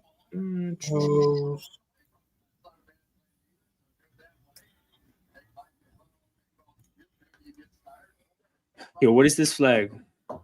I hope it's someone dope and new. Yeah, I actually think that they could. The thing is, by picking established acts, I think that they're guaranteed to disappoint a lot of people anyways, right? Because you pick Beyonce, there's going to be a lot of people that don't like it. You pick Kendrick Lamar, a lot of people don't like that. You pick, I don't know, Justin Timberlake, a lot of people are not going to like it. If a lot of people aren't going to like it, you may as well, try to turn it into something else where, you put on people that aren't those, Justin Timberlake, Beyonce, Rihanna, that tier, but put on somebody that is kind of on the way up. I think that would be a pretty cool thing to turn the Super Bowl halftime show into. But at the same time, from their standpoint, we don't want to risk giving it to somebody who's not established. It's a 13-minute thing. Let's go get a super duper professional that's done this 100 times before. Oh, Javonte Williams up the middle, 2nd and 1. Dallas is moving the chains kind of decently right now. This is finally their first good drive. I'll give them that. Where is this year's Super Bowl? New Orleans? No. San Francisco. San Francisco, yeah. Yeah. San Francisco.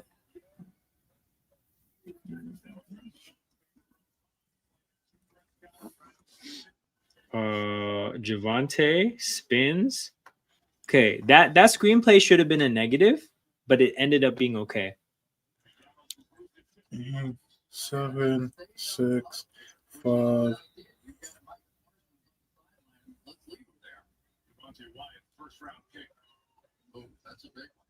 Oh, damn. Bro, I just need some Jake Ferguson production. But I do think it's going to be Swift. So Devontae White might be down. Oh man, hold on. Damn, this is 3rd down. I'm guessing because I see Miles Sanders on 2nd down right now. Dak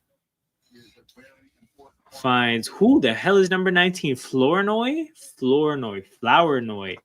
How do you think that name is pronounced? Dang, they probably said it. I didn't pay attention. I think it might be Flournoy. Name pronunciation. How? Okay, we're gonna listen to it as a community. You might need to see a football highlight from to see. Hold on.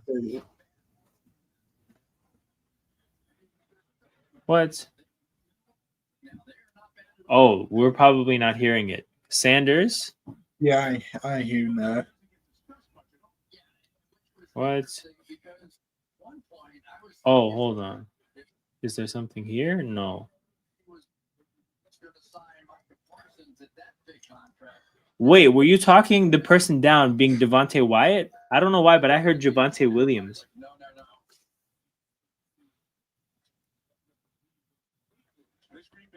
How do you say this man's name? I can hear your audio, by the way. You can? All right. It's pronounced Flanoy. The R is silent.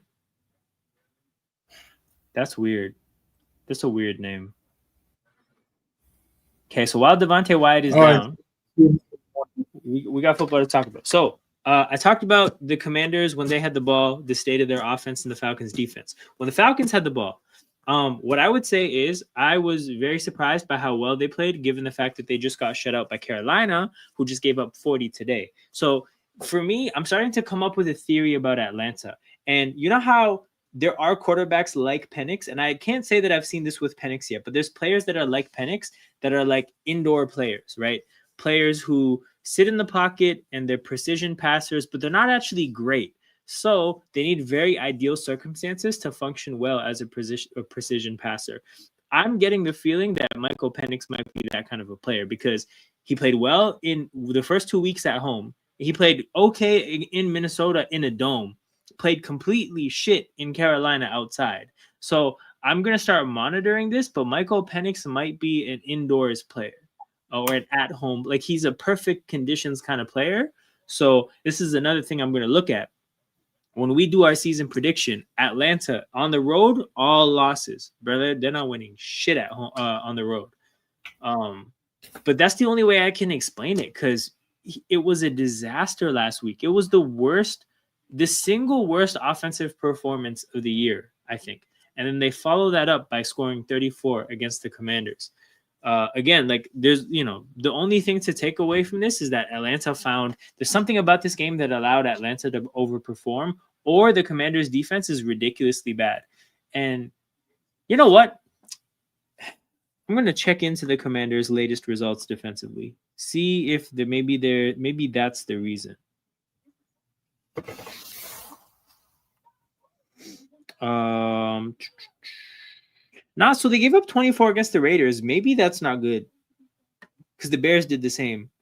They got slapped by Green Bay, but Green Bay kind of took their foot off the gas, and then the Commanders' defense just might not be that good. We're gonna have to keep an eye on that. So yeah, I think that was that part of the game was a bit of a surprise. If you told me that the Commanders would get 20 non-garbage time points, that makes sense. I thought the Falcons' offense would struggle more, but it didn't. Do you have any thoughts on this game? None. Just Washington's having a bad down year. Yeah, man, they get Jaden back next week, but they play an angry Chargers team, so we're gonna see how that goes. Speaking of the Chargers, though, the Chargers play the Giants. So Jackson Dart in his first game gets a win against the Chargers. That's kind of shocking. The big development for the Chargers is that Joe Alt got carted off. They're saying it's a high ankle sprain, so at least that's not a season-ending injury, but they are going to be missing him for a month. And that's going to result in losses because you don't have Rashawn Slater. You don't have now you don't have Joe Alt for a month. That is tough to survive in modern football without offensive tackles that can protect your quarterback from edge rushers. Damn, we both hit the chat at the same time. That's a really tough spot to be in, man. I wouldn't say that that's the only reason they look like shit against the Giants. This looked like peak chargering. So Jess is in here, right? When people talk about the history of the Tottenham, this is the history of the Chargers. I can't really explain it, but I do have somebody that's probably better positioned to explain it, even though he said he was going to sleep through the 1:00 games. Joining the stream is my guy, Genwell, a.k.a. Fire Tyler Conklin. Blaming a loss on your tight end is wild, but the stage is yours, brother. Explain to us what the hell happened. It's just death options, like it's what? They went death. Like option players, like a third, fourth guy, like they're not good enough. Like there's no depth in the team. Okay, that's fair. That's fair. That makes sense. Like watching that all line, like it's just brutal. Well, yeah, especially without Joe Alt, man. You can only it's not even just Joe Alt, like. No, for sure, but it's like every offensive line I saw somewhere like three of that 5 players in the O line. It's like what backup or the third option, like Like, what are we doing? Like, we should Yeah. have addressed that. Like, Ooh, yeah, like Prescott play action and he finds Pickens again. Okay, Cowboys offense, low key. Oh, hold on. Yeah, they're kind of moving right now. They're kind of moving right now. I guess This is, I think Cowboys can win this by field goals. dude, I hope not. Actually, you know what? So again, I have them covering 6.5. So I have them losing by 6 or less, which would be a big W for me if they get this touchdown. But yeah. But yeah, like going back to the game, like well, for starters, like Whoa. the Whoa, offense. George Pickens, what the Yeah. hell? Yeah, fuck you, Pickens. God damn it. That was good George Pickens. Holy shit. That's not even good George Pickens. That's peak George Pickens right there. This guy's getting interfered with, double covered. I said, yeah, and you got that on PI too. Fuck you. Bro. And he caught the ball. And he took a shot. Bro, interference, double coverage, and he got smacked. And he still caught the ball. This is the stuff where you see and you're just like, oh my God. Yo, do you remember that game you were at and I talked about him having ball skills and you were like, hey, yo. The Jets game? Yeah. Bro, there's no other way to talk about that. That shit is crazy. What a catch.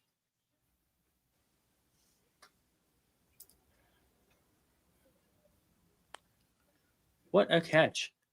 And we have a game, people. We have a game. Okay, what were you saying about General?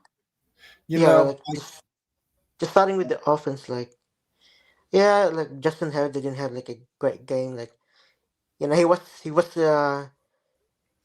at fault for that first interception, but yeah, the second one is just like I'm just sick of Todd Conklin. Like, he hasn't been good enough.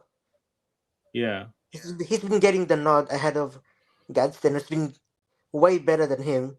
Also, just one thing, like offensive play calling. Like, what the fuck were we doing? Like, at halftime, it was like 24 passes to like 4 rushing. Like you can't just do that. Especially considering how good Hampton played. Hampton had his welcome to the NFL game. Like, it was just baffling, like, how the play calling went for the offense. Like, maybe, I don't know, maybe he got possessed like last night, Yeah. Like, he just forgot that there is a running offense in this team. Like last week, like he ran for like 73 yards. Yeah. They got way too pass happy, man, as an organization, especially because I always felt like if you have Mekhi Becton, your line is better suited for running than passing. And you have Omari and Hampton on top of that. I always felt like they should have been. No. Right. This game? I mean, just generally, I just felt like. I mean, we didn't have Mekhi Becton, like he was out. Oh, okay. Yeah. Right. So but again, just like Disley was out, Mekhi Becton was out. I think, of course, Joe Alt was out. Yeah, was out. To be honest, that tells a bigger story then, because you guys were missing 3 offensive linemen, and you guys could still run the ball, and you still blew the opportunity to win a game through that type of adversity. That's definitely tough. Obviously, things are going to be better as they get healthier on the offensive line, but geez, yeah, that's a rough one because Hampton balled out. Hampton had a great game. Then we tried this like. I wasn't sure if he was a left tackle or a tight end that was trying to block. Yeah. Because like one of these sacks, like Herbert had, like he just didn't touch him. Like he didn't touch the player. Like he was just standing there. Like you might as well not play. Like, right. Yeah, it was just frustrating because of the O line, but like also like the defense, like maybe it's gone under the radar, but this season, like it's been so frustrating how we deal with the third downs. Yeah. Because like we just gave too many chances for teams to get back into the game with the first downs. Like, I mean, yeah, sure, we're playing like a zone defense, but like you can't be that passive. Like you just rely on your scheme. Like you also need to maybe set personals, but yeah, like I just feel like the season as well. Like we just gave up too many, like first downs. Like for example, like it would be like 3-8, Yeah. Yeah. and then the next thing that you know, it's first down. Like, yeah. So I think a big part of the disappointment probably comes from the fact that you guys didn't even have to play against Malik Neighbors for most of the game. But a part of what you guys did experience is the fact that actually, like the best way to like describe it is if you remember anything from the Chargers Raiders game, yeah, that was we were the Raiders. Because to be honest, like even in that game, like the Raiders didn't play that particularly well, what but they was were that still in sound? it. They were still the Raiders were still in it. Like if you look at the scoreline, like it was only 18-21. Like we could have Yeah. won this. No, but like for sure. But I think a part of the disappointment is probably that you didn't even go against Malik Neighbors. But in this game, though, part of what happened, from what I saw, is that like Jackson Dart is a young quarterback with no tape. So you guys had literally no clue what you guys were getting yourself into. Now, I think that there probably should have been some better in-game adjusting as you guys began to become more familiar with Jackson Dart. But honestly, he played a bit of a wild card game. He ran the ball a lot. He scrambled a lot. He improvised a lot. So it would have been hard to win the tactical battle against somebody where you don't even know what the tactics are. Like, I mean, it's kind of unlucky. if you just talk about the tactical battle against that, I think we kind of won that. We sacked him for like 6 times, like 6-7 times. No, for sure. Like you guys he didn't have a great game by any means, but he still won the game, right? Like he still played good enough, and even that would have And been more than a lot of yeah, people I expect. guess for like like in-game Adjustments. like we did do that, but it was too late for Scatterboo. Like he Yeah. just had a field day. Like towards the end, like like we controlled him, but yeah, like at halftime, like he was just going his way. Hold on. The Packers just do an incompletion on first down. The Cowboys can get the ball back, and they have Brandon Aubrey. They can kick from anything under 70. The Packers need to be careful. Oh my God, he almost took through a pick. Oh my God, the Packers have a chance. The Cowboys have a chance to get points here. It's the Cowboys. Oh, they're gonna give it up. No way. Or they get a penalty.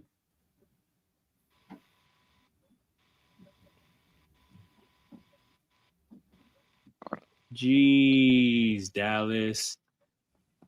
Come on. It cannot be this difficult. It's 3rd and 10. And Green Bay honestly has no reason to really. They only have one timeout. They're on their own side of the field at under 20. They don't have a crazy incentive to be so aggressive. No way a little dump off to Tucker Kraft gets to 10 yards. Scrubs. Absolute scrubs. Yep. Okay, surely this takes us into halftime. Or does the Green Bay waste their last time out? But Green Bay really wants to attempt this field goal, don't they?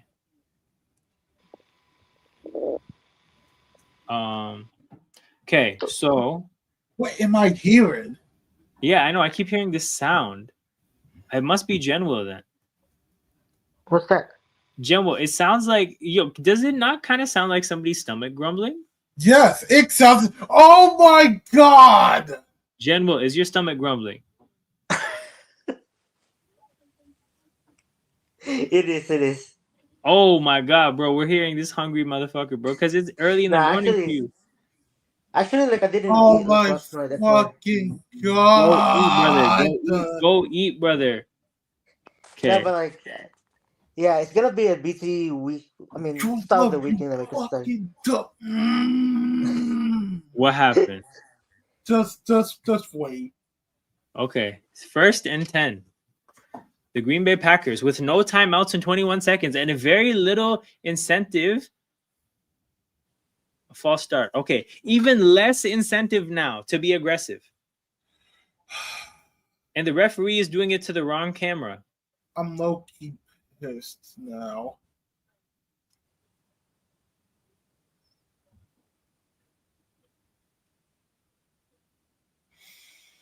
Hold on. What did they say about Malik Hooker? I actually have no idea. Was paying attention. It is non-contact. But they're checking his toe. Okay. First and 15. I think something. Oh, he shit. fucking fumbled the ball. I kept talking about how they have little to no reason to be aggressive. Little to no reason. Because you have 21 seconds and no timeouts. What are the chances you get down the field to attempt a long field goal? What are the chances? They're tiny.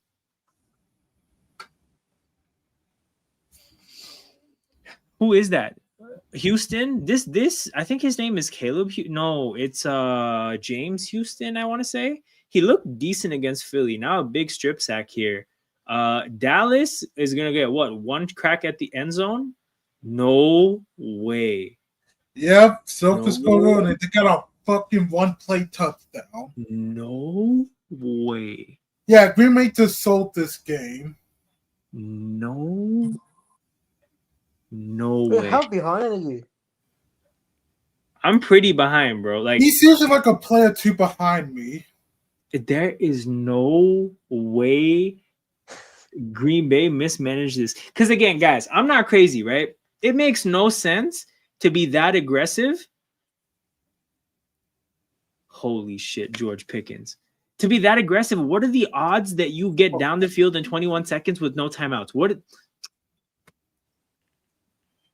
Green Bay early season merchants, you know what it is, bro? Green Bay, they're a very good team, but they're not a winning team because these are basic game management decisions, right? And when it comes to these super coaches like LaFleur, very tactical, like offensive genius coaches, they're very good at the X's and O's of like drawing up a play, but it's a very different story to like manage a game.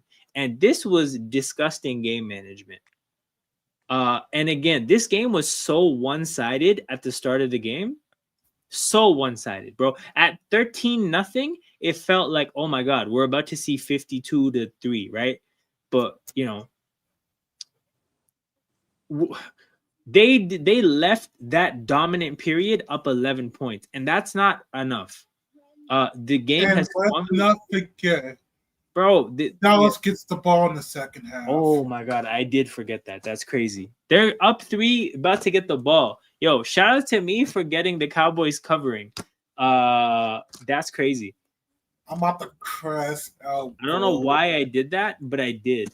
And I'm about to be really happy about it. Jake Ferguson, bro, one eye open. We still need you to produce. But yeah, that's crazy. That's crazy. Okay, hold on. I'm seeing somebody backstage that I've never seen before. I have Matthias joining the stream. Brother, have we ever seen you in the chat?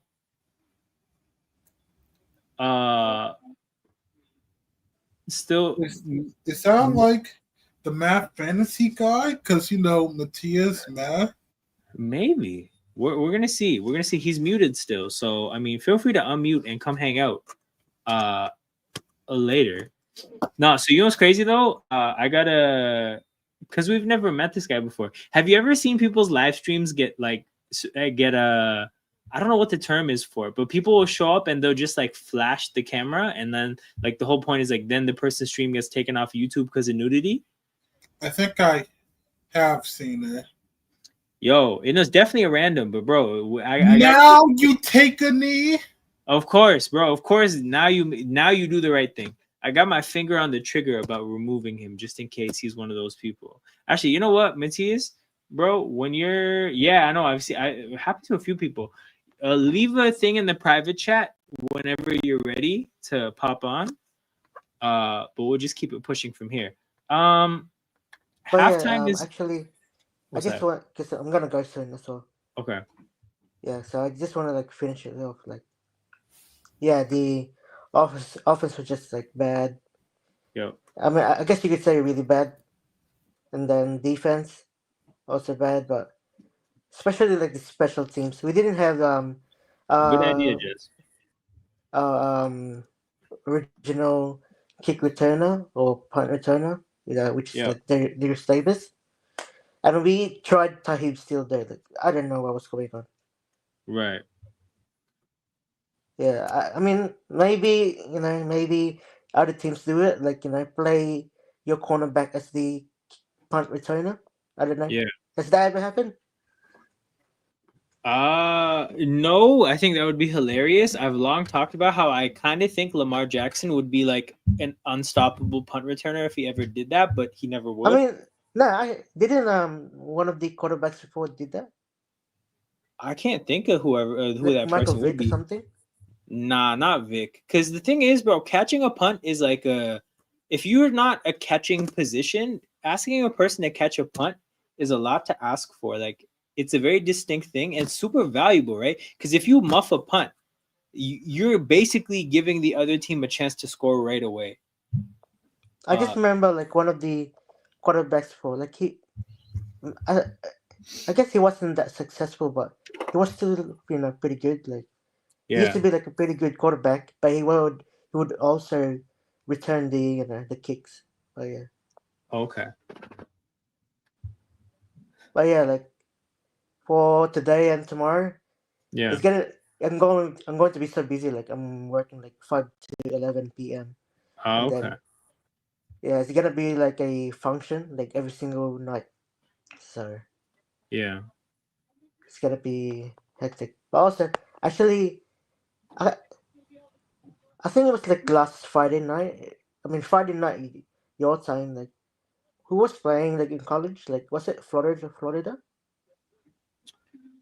Uh, Florida State were against Virginia. Is that what you're talking about? Yeah. That was a pretty good game. It was. I didn't catch it, but I heard it's crazy. Also, you guys feel free to talk about that. I'm gonna run and get some water. Well, I'm gonna But run yeah, now anyway. crazy game. Oh wait, actually, I just saw the chat. Like Matthias, he 3 hours ago. He was here 3 hours ago. Yeah, it says like, "Hey guys, I'm in a private chat."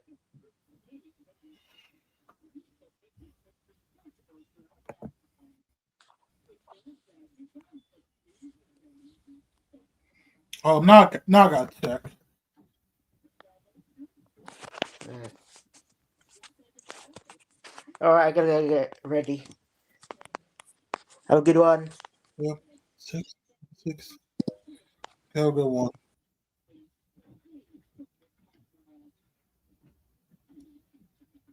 $8 ago.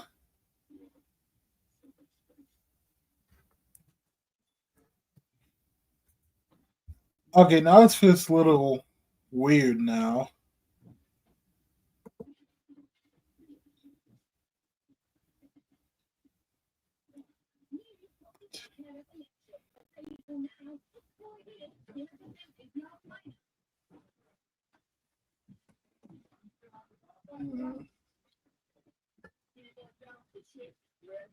Oh yeah, drill does suck.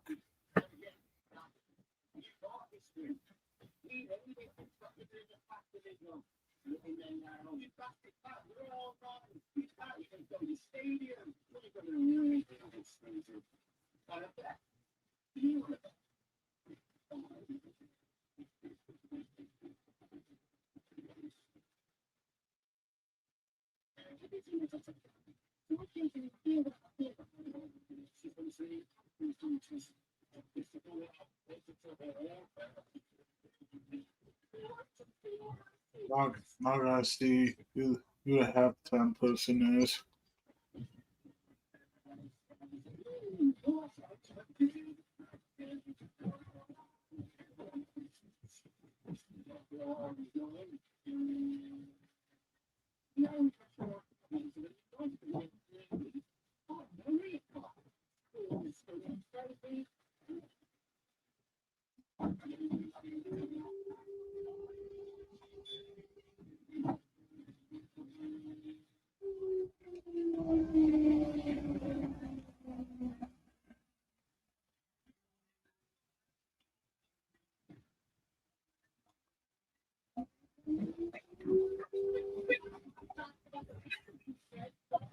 First loss this season. Best 4 teams since 2021. 50 career winning drive.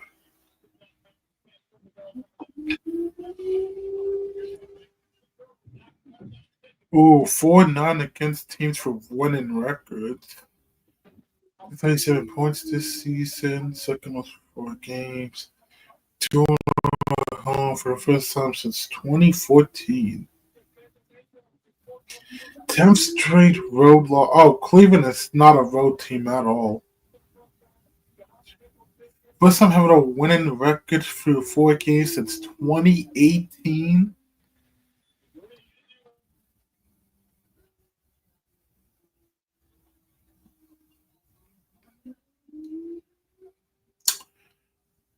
Oh, is Lamar Jackson might be away. Might be out for some time. He don't want a career high 181 scrimmage yards. Second career game in 300 passing yards. Career high 15.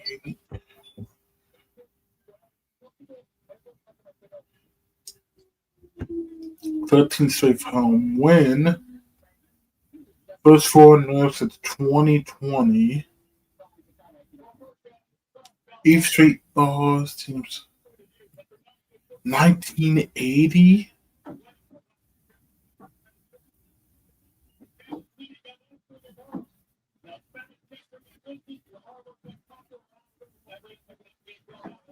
Game losing streak. God, Titans.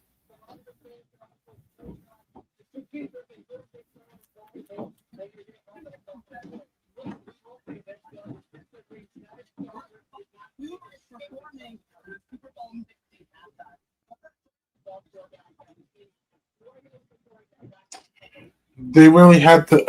Whatever.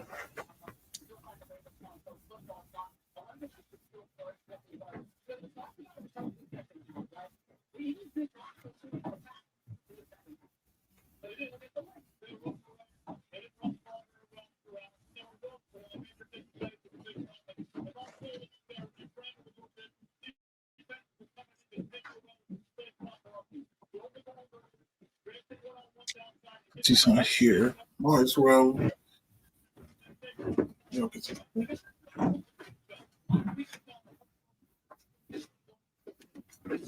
We're back.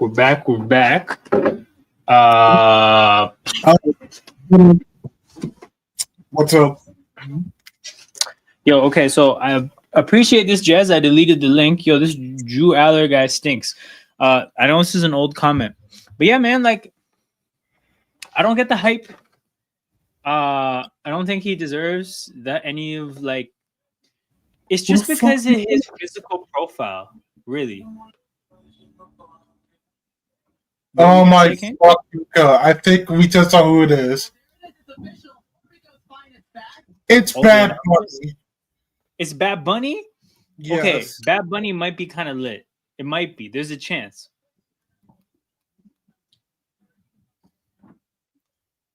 Oh, but you know, motherfuckers are gonna hate that. Yo, it has a decent chance of being vibey though. It's all because people could be like, "Why the fuck is he doing this? He doesn't really speak English." Oh my goodness, brother! Look, they're like conservative, like Republican side of the NFL community is gonna be like, get a goddamn English speaker next time. Like, it's gonna be amazing. Oh my god! Because I was on Twitter. I looked at the Twitter and I literally said, Jez, you see the vision. You see the vision, Jez.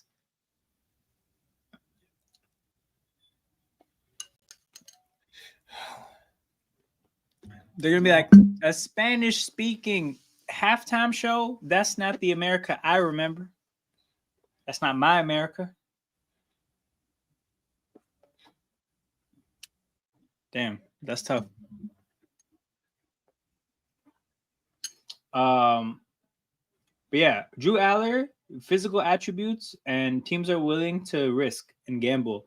So that makes you valuable in and of itself. But yeah, man, he has. I've literally never seen him deliver ever. Yo, everyone is already hating on this. The Filmless reaction. Let's check that out. Yeah, Twitter's already going crazy on. Go on the official page. I'm just gonna put Bad Bunny at latest. Okay, hold on. Yep. Bad Bunny.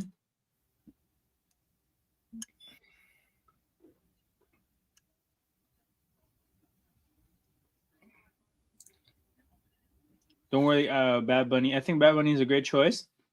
But also Kid Rock and Morgan Wallen would be awesome too. Kid Rock and Morgan Wallen, this guy does not want an entertaining halftime show. I've seen some people also say, like, I don't know, Metallica and some other stuff.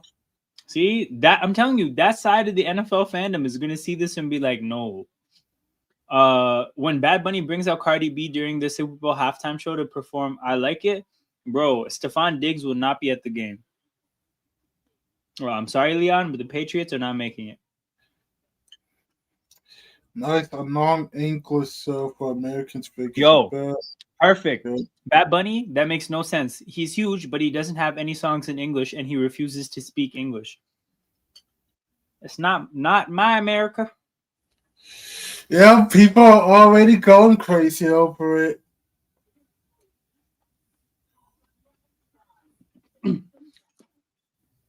I don't even know what Bad Bunny. Yo, I won't even know what Bad Bunny is saying during the halftime show. Don't kill me. Yo, I'm getting a bunch of who's. Literally, the Snoop Dogg who's. I'm getting a lot of that. Baffling choice. Bad Bunny as a Super Bowl halftime show is a fucking joke, and our country has no pride. Damn. Yep, I knew it. Oh, he's gonna... You know what this also really heightens? Like, hold on. But Bunny cool. Fries in the bag, Cardi B. Mess up with the fries in the bag. Yo, what did Cardi do? This is some pretty strong slander. I get it though. All right. Taking 2 minutes. Those last 3 weeks. This man said he drew the line in the sand. He's like, Cardi B, Super Bowl halftime show? Nah. Also, I really don't think, because think about Kendrick's show last year, right? 13 minutes long, segments of each song. So there's not even enough like of each song to where you could do a proper feature. Like if Cardi is coming to do a verse, that's the whole song. You can't do her verse and his verse. There's not enough time. Because even Kendrick, like again, he did like segments of every song that he did. Segments of every song, yeah. Hold on, that's an interesting one. Bad Bunny backed out of shows because of ICE stuff going on. No, man, when Bad Bunny does his political protest at the Super Bowl, it's gonna set America on fire. Peter, bro, the Twitter is hilarious. Where is it? Where is it? Where are these tweets? I won't even know what Bad Bunny is saying during the next NFL halftime show. Wait, where's the other one? That makes no sense. He's huge, but he doesn't have any songs in English, and he refuses to speak English. Bad Bunny at the halftime show? That's not my America. Yep, and everyone's going crazy. But as soon as I saw him, I was like, oh, great. Can't wait to hear about this all over Twitter. Bro, the Fox News clips about this are going to be pretty spectacular. Well, this whole season, we are not going we're going to be tired of hearing No, it. It's gonna this keep is the going thing. This is the thing, Peter. Because the first thing I said is like, this is gonna be a vibe, but I just don't think people know. Right. But the other thing too is like it really also does show that like on. people really have no feel for what's popping in the cultures outside of theirs.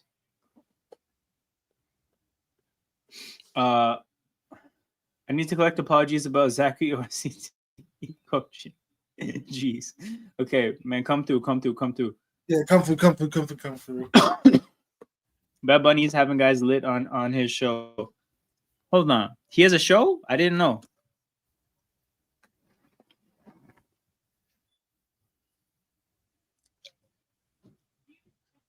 I mean, I guess besides Miami, this is the best time to have like Bad Bunny on a halftime. So, like California or South Florida would be perfect for him. True. Okay, true. No, for sure. Absolutely. Let me see if Peter's here. Yo, quietly, the Cowboys have been running the ball. Quietly. Oh, absolutely. They are running the ball. Since the blocked field goal, they've been running the ball. It's again like Green Bay, you found yourself in a game.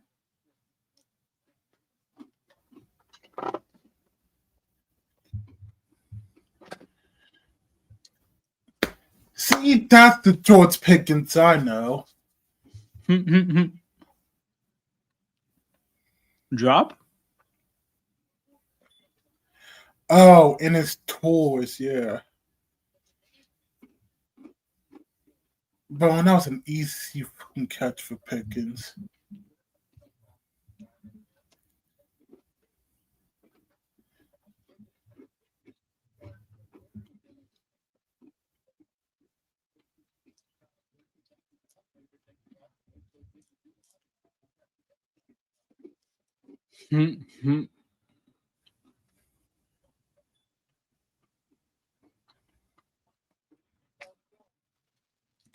Man, that's a Smith for you, because goddamn, that thing sucks. Before we get to Peter, Jess says rip the Giants 5 moments of happiness. Yeah, man. Get well soon, Malik Neighbors. Sucks to be a Giants fan. Peter, welcome. Yo, nah, everybody knew that his ACL was torn. The MetLife turf got him, man. Yep. But hey, that's why you don't throw go balls all the time. But it is what it is. But yeah, I think the Ravens defense is the worst in the NFL by some margin. So I don't expect Zach Orr to coach another game. I don't see how we can. But we'll see. Also, I think Lamar low-key quit on the team today. The hamstring injury? Yep. Yeah, because I remember no one at any point, none of the trainers at any point went over to really go engage him about it. I noticed that. I was watching the game when that happened. And at no point during the play where they claimed it happened did he reach down for his hamstring. I thought it would have been his foot or his ankle based on how he got tackled on that third down, but nah.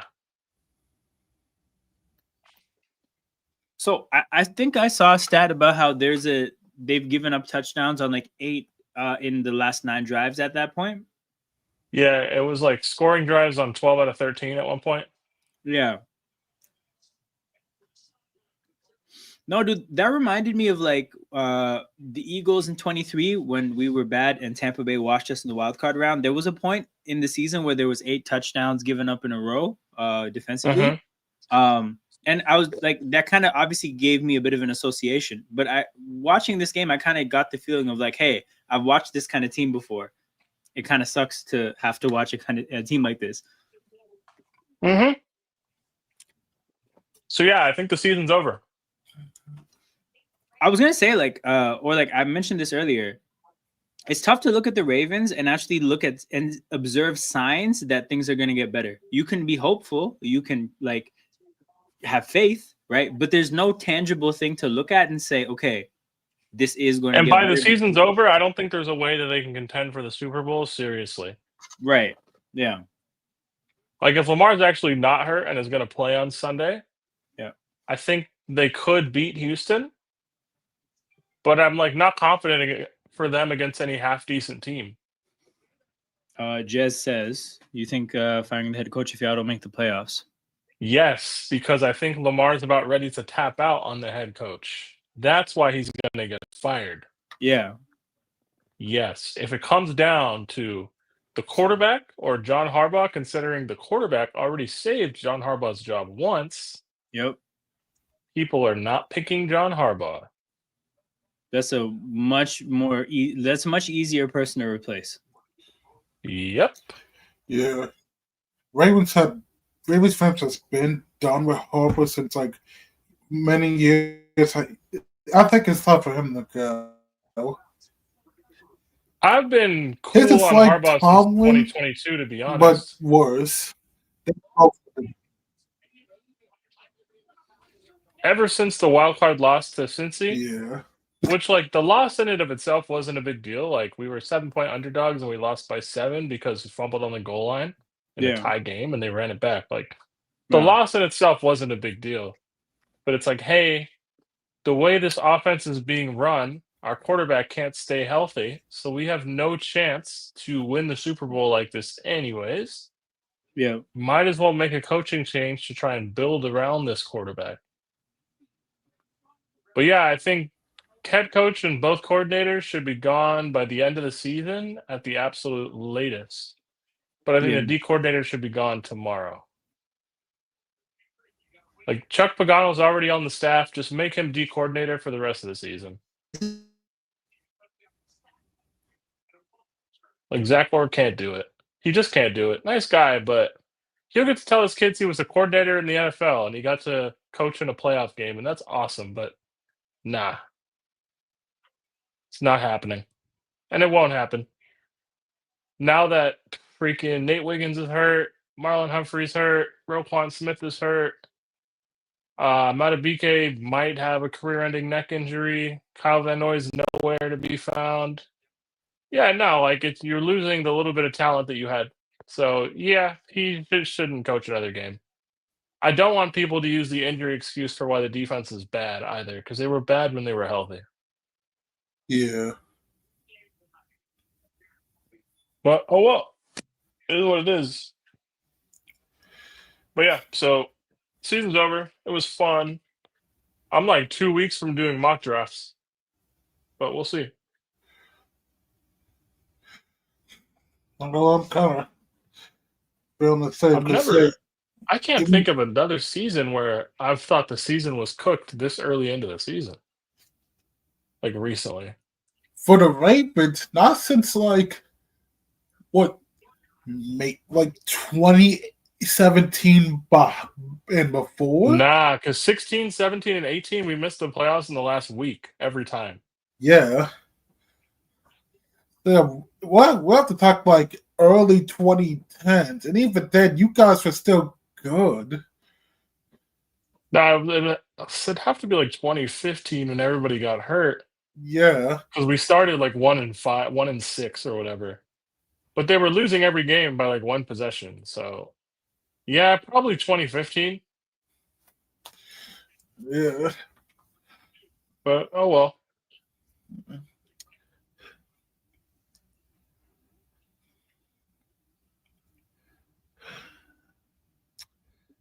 It feels so weird. Because usually the AFC, we're all usually really good in this division, but now it's like, I guess every division always has a bad year. I guess this is a bad year. Oh, they called a face mask on that. That's kind of trash. That is true. Oh, okay. So at least you're with me. Almost like a player or two behind. Oh, that's face mask. Hell, I'm not gonna lie. It is, but like you didn't have to do that. Yeah, he did not have to. He did not have to do that. Yeah. That didn't have to happen like that. Oh well.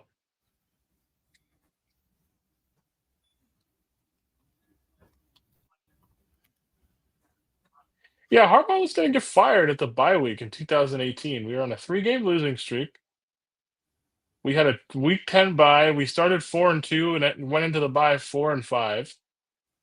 And then Lamar became the starter and won 6 out of 7 and went to the playoffs. And then everybody Beat the forgets like Dolphins, Harbaugh was and about it to was be done. fired.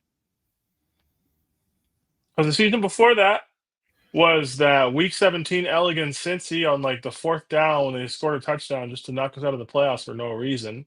Yeah, knocked you So out and gave Buffalo their spark. Yep. And the season before that, the Ravens went into Cincy in the last weekend needing to win to make the playoffs, and they couldn't. They got smoked.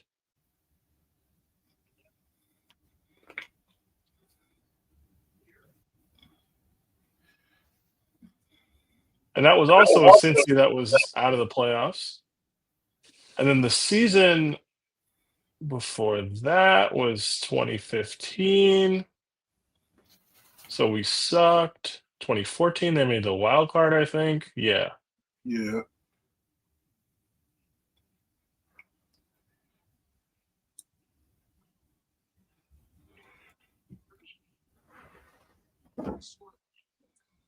But yeah, 2013, we missed the playoffs in the last week as well, I'm pretty sure.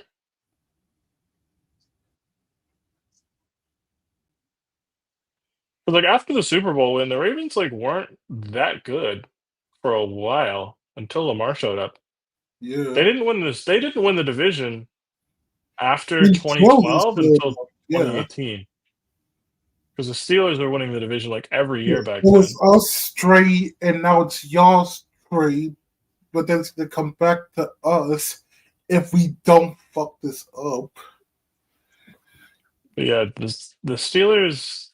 It's funny because like I do think big picture the Steelers probably need to move on from Mike Tomlin.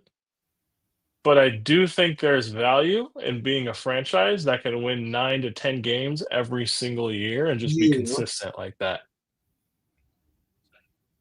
Especially in the NFL, where like if you know you're good for 9 or 10, maybe 11 wins every year, you're probably going to be in the race for your division, and every few years you're going to win that shit.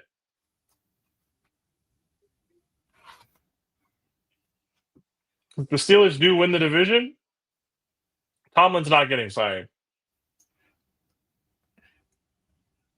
Depending on how well Aaron Rodgers plays, I could see him extending in Pittsburgh if he like holds up for the year. Touchdown. Yep. Well, at least for all of them, it wasn't Romeo Dobbs because he's going against him in fantasy. Speaking of which, bro just disappeared. Yeah, I don't know.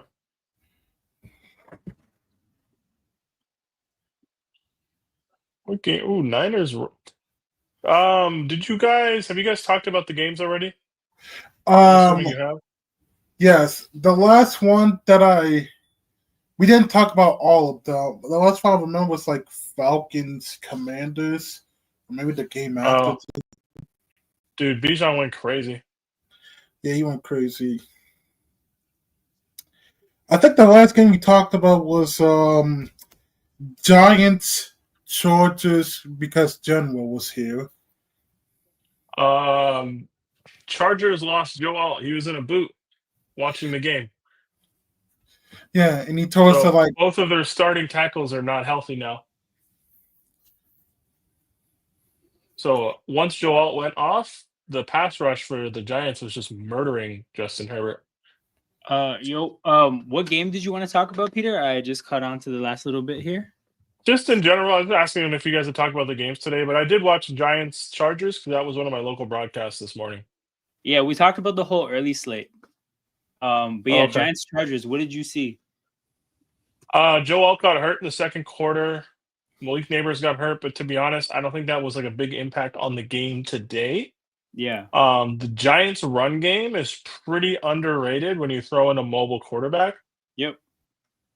Like, I don't think the Giants don't look hopeless, Yeah. with a mobile quarterback. Yes, he's a rookie, but like watching the game, I was like, they don't look like they should be a 3-win team. You know what I mean? Yep. It actually really bothers me that he didn't just get to start week 1. Because I don't know how much more prepared he is in week 4 than he is in week 1. Right. But obviously, they couldn't keep going with Russ after how last week ended. Like, the fans would have stormed the field. Absolutely. But yeah, like looking at their schedule, Saints is a very winnable game if they care about that. Although I don't see why they wouldn't, because you're 1-3. It's not like the season's over. Right. Philly at Denver at Philly. Those look shitty. The Niners are so injured. I think the Giants could beat them, Right. considering the Giants' defensive front looks really good, and the Niners' O-line is like never great. Yeah. I didn't get to see Niners Jags, but I imagine Purdy didn't look fantastic. 4 turnovers. Yeah, so shit. Bears are the Bears. Like they won today. Happy for them, but like Giants could beat them. Patriots aren't super talented. I don't think JJ McCarthy's good at the sport, but like we Yep. don't know. The Raiders are in there, the Cowboys, the Command like they could win like 6 games. Oh yeah. Oh, it's If not they a really like if Jackson Dart looks like he did today for the rest of the season, they're gonna win 6 games. Because what I like is he didn't do anything like insane, except try to stiff arm somebody once he got into the second level on a run. Yeah. And I'm like, dog, if I'm the quarterback, I don't know if I'm stiff arming people. For sure. For sure. Especially not with the arm I use to throw the ball. Like, nah. That is Jackson because he likes going for like big ballsy plays sometimes. It's fine, but like, brother, these Yeah. dudes are 230 running downhill trying to smoke you. I'm not stiff arming them. Not as a quarterback. Yeah. Yeah, the Chargers, their O-line without their 2 starting tackles, it did not look good, which isn't super surprising. But yeah, I don't know. They got to figure that shit out. Yeah, they were without their guard as well, Micah Becton. So they were basically working with like mostly a backup line at that point. In terms of the game itself, so okay, actually, you know what? I heard that they said Joe Alt has a high ankle sprain, and I kind of can't believe it.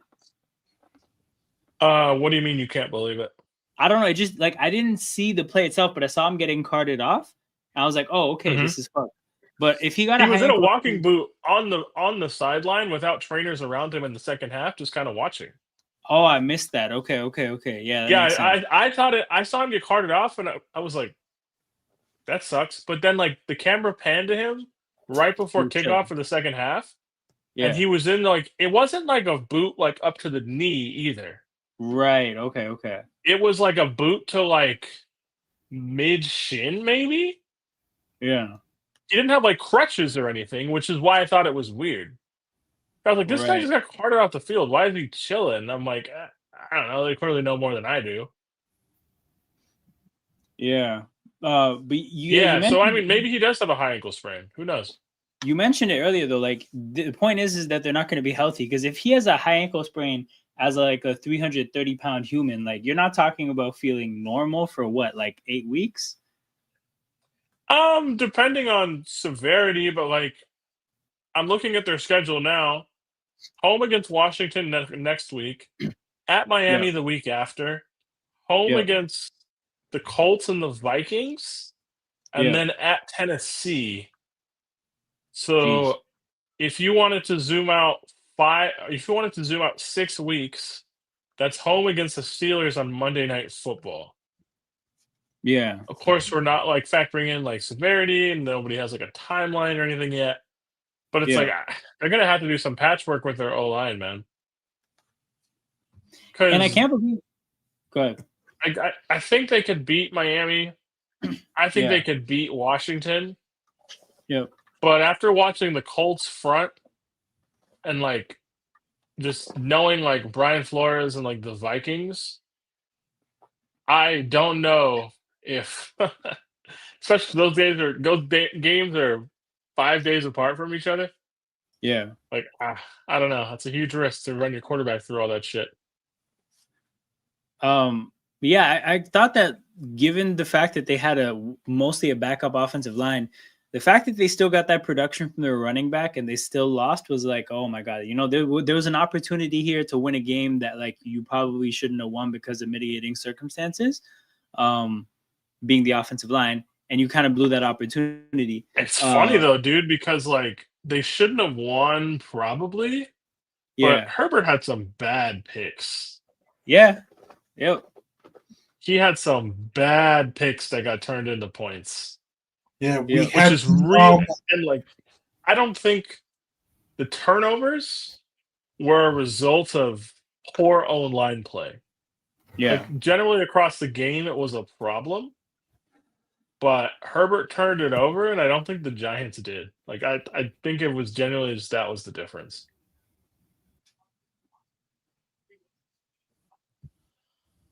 But whatever. It is what it is. But yeah, we're gonna have to see with the Giants offense. I think the what? This was the if man game. That was not Justin. That was if man. I remember those edits. But not like the point about Jackson Dart being a running quarterback. I definitely think that you did see that impacting things.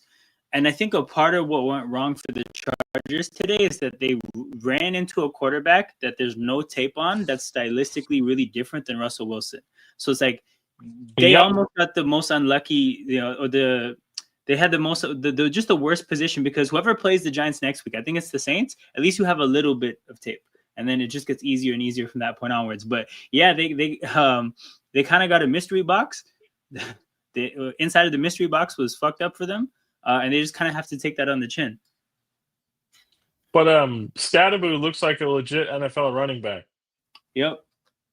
He doesn't have like breakaway speed, but the way that guy gets yards after contact, I think, is really impressive. It is, and can be very useful for their team. Like he can get yards after contact enough to where you can say, can get the hard yards. He pass protects, so that's a third down thing. He catches the ball, which is a third down thing, right? Like you can justify putting him on the field for 3 downs, which I don't think a lot of people would expect them to get out of a 5th round pick, but it looks like that's what happened. But yeah, man, like I don't know why he was like a 4th or 5th round pick or whatever. I think honestly, his ASU was like his one good season. So maybe it's like, oh, we don't know if this is just a fluke season or not, but he's proven. Yeah, dude, but he played against Texas and was incredible. There's plenty of guys in the field that are going to be in the NFL with him in that scenario. He's obviously outmatched, and he was insane. I'm not saying he had to be like our 1st round pick. Yeah. It's like I feel like people are overthinking a lot of this. I don't know. It's like I get it. Like he probably didn't run a good 40 at all. Like I understand it, but bro, he's gonna get like 900 to 1,000 yards pretty easy if they just commit to a consistent run game and he stays healthy. So I think his longest one today was only like 10 yards. It wasn't even anything crazy. But every time he gets the ball, he's getting 3, 4, 5 yards. He's not one of those guys who gets stacked up behind the line. Yeah. And I just think there's value in that. If you can stay ahead of the sticks for your young quarterback, I don't know. I think that's good. Yep. But also, everyone last week who was saying, don't play Jackson Dart because the line sucks or the team sucks or blah, blah, blah. You don't want to ruin his confidence. Like, guys, he's not going to learn watching Russell Wilson be ass. Let him be ass at the very least. True.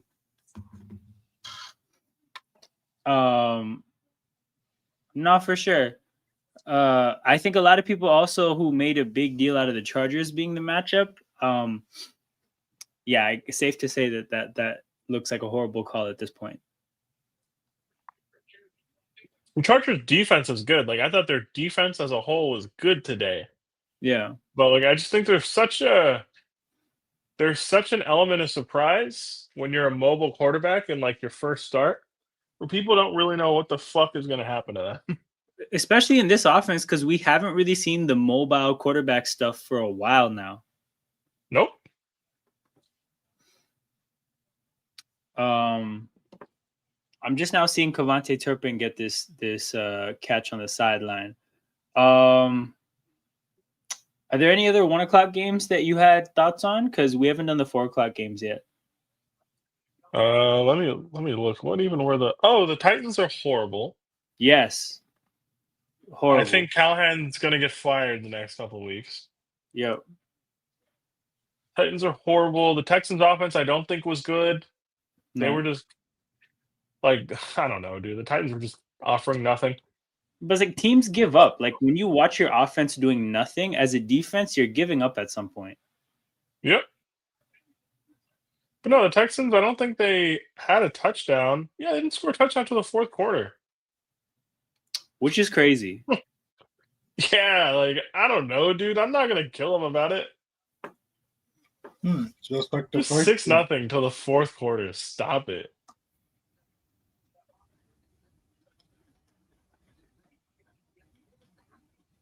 Oh, well, yeah, that's about it. Titans are horrible. Callahan's going to get fired, and he should be. And I like how the Giants looked. Okay. Last thing I want to say, the Saints. Yeah. I like their team. Like I like how not talented they are, Yeah. but how randomly competitive they were today. Okay, but dude, They you did see what try they a did, though? stupid trick. They tried a Philly special and threw a pick on it on 3rd and goal. Right. And that Yeah. kind of killed the game. Yeah. But I respect it. But yo, I you know what I respect whoever called it. I think whoever threw that's an idiot. Facts. Chris Olave, you deserve the interception being a random stat on your resume. Yes, dude. That shit was never open. You could have eaten that shit and gone for it on 4th and goal if you wanted. Yep. Fully earned interception. Yeah. But what the Saints got did, what the Saints actually did to stay competitive is they ran the ball for 5 yards a carry with 2 different running backs consistently all game. Like that's actually my main takeaway from that game is that the way everybody looked at the Bills' run defense against Baltimore and said basically this shit is ass and the weakness of their team, the Jets for some reason just did not exploit that at all, right? The Saints said, no, we got something for this, right? And the Saints don't even they don't have a passing attack that you have to respect. The Bills knew the Saints were going to run the ball. The Saints knew that they were going to run the ball. The Saints knew the Bills knew they were going to run the ball. And they got 5 yards of carry anyways. Like, I think that that's kind of like a huge deal going forward because anybody that's looking at that tape runs it back. And Buffalo's going to have to show that they can stop the run. And they get New England next week. New England had 3 backs that they all got – all 3 of their backs got 6 yards of carry, and they got 6 carries each and 4 yards of carry. And New England is coming to run the football next week in Buffalo, and we're going to see what that looks like. Oh, for sure. Yeah, absolutely. But yeah, the Saints, yes, they got murdered at Seattle, and it was bad. Yeah. But like the first 2 weeks, they lost by 7 points and 5 points. Yep.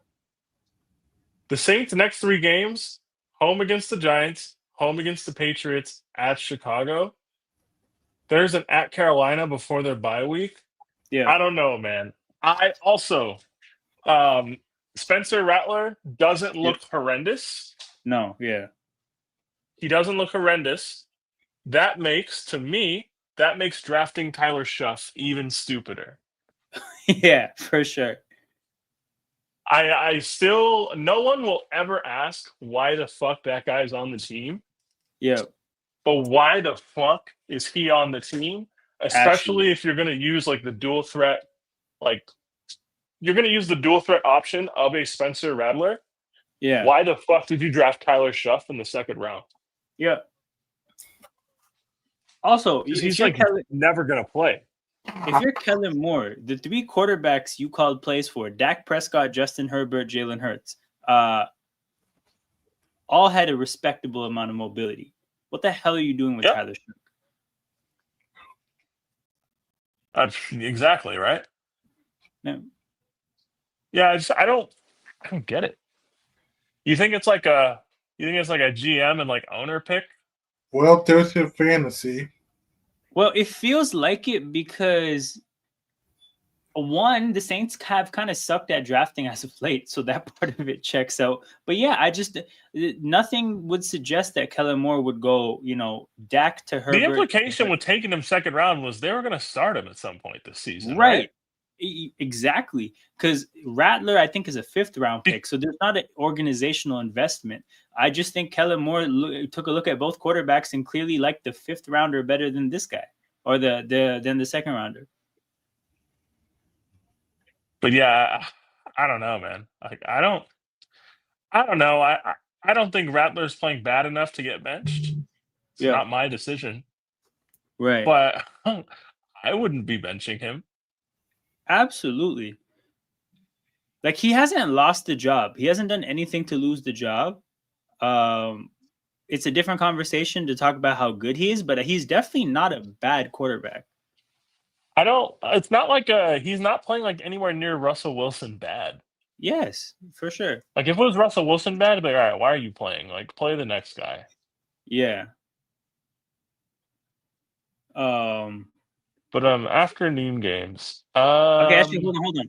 Before we get there, I wanted to talk about Atlanta a little bit, right? The only way I can make sense of what's been happening with Atlanta, do you think Michael Penix might be one of those indoor quarterbacks? Maybe. Because looked okay against Tampa, looked okay today against who the hell did Washington, right?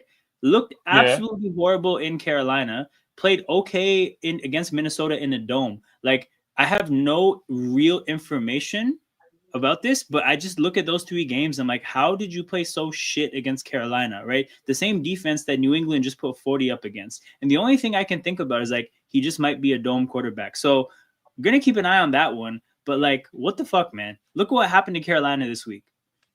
Funny because they only play like 3 cold-ish weather games this 2 cold-ish weather games this season. Yeah. It's at New England and at the Jets. Yeah. Also, it's kind of funny because Michael Penix played at Washington, and it gets cold there, so I don't know why he's struggling outside. I mean, no, you're right, and I think before that he played in Indiana. Like it just might be like his thing is he's not actually good. But if you want to get an over performance from him, you probably need ideal conditions, and that's even bigger than weather. Like it's probably like Is the other part of this like Washington's defense just might not be good? So that's the other thing I looked at, right? Because they kind of look pretty shitty against Green Bay. I don't think they were really tested by the Raiders or the Giants. That's definitely on the table, but yeah, we just need more evidence. But maybe today was the evidence. But I would lean more Washington's defense is just not great. Yeah. Have you seen how old Washington's team is? No. Washington has one of the oldest teams like ever. Let me find the stat. Wow. Their average age is like 28 and a half. Like they're an old fucking team. So the other thing about Washington is like they have so much opportunity for regression when it comes to their team. Commanders. Oh, for sure. Average age. So basically, what a young kid. The average age is 27, almost 28. Average age on a team with rookies, right? Like they have rookies on the team, but this is their average age. Commanders. If you just look at their depth chart. So the really funny thing about our lads is they put players in caps when they're 30. So if you look at all the player, man, no ad blocker. What the hell? This is whack. Okay. Anyways, that was a wasted exercise. Point is, their team is very fucking old. So Yeah. you might not like think about it when you think about the roster and be like, this team's not good. But bro, Bobby Wagner at any moment can be ass, right? Marshawn Lattimore at any moment could be ass. Von Miller, right? Von Miller probably ass. Like all of these guys, Zach Ertz at any given moment could be ass. Austin Eckler, Torres Achilles, right? Like this is an old roster that I expect. Like point blank, I expect this team to be ass by the end of the year. This is supposed to be their advantageous time, and it's not so far. So yeah, that's a larger point about Washington. We can get into these 4:00 games though. Yep. Let's see. The Niners. Yes, Jaguars. Niners. Hey man, Jacksonville. It might be a welcome to the playoffs kind of thing, even though I don't think you're good deep down. Because they have welcome to a different tier in the tiers. Nah, dude. They got 2 Titans games on there. They got a home game against the Jets. Yes. At the Cardinals. At the Raiders. They're already 3-1. Oh my god! I feel like so the Jaguars and the Patriots to me they're making me come up with a new tier of like you have no business being in the hunt, but the conference is just shit. Because the Patriots get to see the Dolphins and the Jets twice. That's true. And they're honestly just maybe if they turned it over 5 times against Pittsburgh, they probably win that game even just with 3 turnovers, right? Like the Patriots also could be 3-1 very easily. Out of division, the Patriots also have the Saints, Titans, the Browns, brother, the Giants, bro. Them and the Jaguars have inspired a new tier. Yeah, it's like we're here. Yep, kind of thing. Like we can't just have 7 teams in the hunt, so you guys need a spot. I mean, I'm down to put the Ravens in cooked, like, to be honest. So I was talking about it, right? So the follow-up from like, there's no signs to observe to say that they're going to be better, right? The next thing is to say is like, it would be just dishonest to say that they should be like favorites for the division. Like, you just can't say that 2 games behind Pittsburgh when the thing is like, I don't think Pittsburgh is particularly good, but like they're not ass either. The thing Pittsburgh doesn't do is beat themselves. Right. Yeah. They just let Minnesota beat themselves today. Pittsburgh doesn't beat themselves. They just like top end aren't good by the end of the year, so then they lose. Yeah. Yeah. They don't beat themselves. They're not like Pittsburgh doesn't engage in active sabotage. Like teams do that. Right. The Steelers don't do that. Okay, yeah, we don't do that. We just we don't. They just don't. We don't actually grill ourselves. Yeah. They'll just get to a point where they're like, "Oh fuck, we can't win." You know what? Yes, that's us. We don't self-suicide ourselves. But yeah, like if you don't self-sabotage in the NFL over the course of 4 months of football, like you'll be pretty close to playoff spots and division championships and shit by the end. Yeah. It was an early window game, but Browns Lions. How much longer do you think the Browns stick with Flacco? Because now that Russ isn't starting, he's the worst starter in the league, right? Yeah, I think it's probably pretty soon. Just because again, it's a losing the locker room like thing. 1 game against us, and if he's bad, then he's out. Because Peter, what I heard is that the Giants didn't necessarily even want to pivot to Dart. They were just like they had a mutiny on their hands if they didn't, right? So I think that's the thing that really pushes change, and I think that point is getting very close in Cleveland. That's like the Browns defense. Like, did you see the 2 picks Flacco threw today? Horrendous. Oh, they were horrendous. Yeah, like if I'm on the defense, I'm not going out there every time he throws a pick. Fuck no. What the fuck? Like, I don't know, dude. They're not even competitive on offense. Like, Yeah, they were in that game, like, down 10, down 7 points, down 10 points for a bro. long time. They were in this game. Final Peter, I'm score looking makes at the this Browns schedule. Go ahead. Go ahead. You're looking at what? I'm looking at the Browns schedule here. Week Next 7, two games are Week 8, us. week 8 Patriots, bye week, and then week 10 Jets. That Dolphins, Patriots, Jets AFC East run, that is a perfect time. Now, the question is whether they like the next two games that bridge us to that point are Minnesota in the UK and then in Pittsburgh. Now, Bro, I don't know if they can last another 2 weeks with Flacco.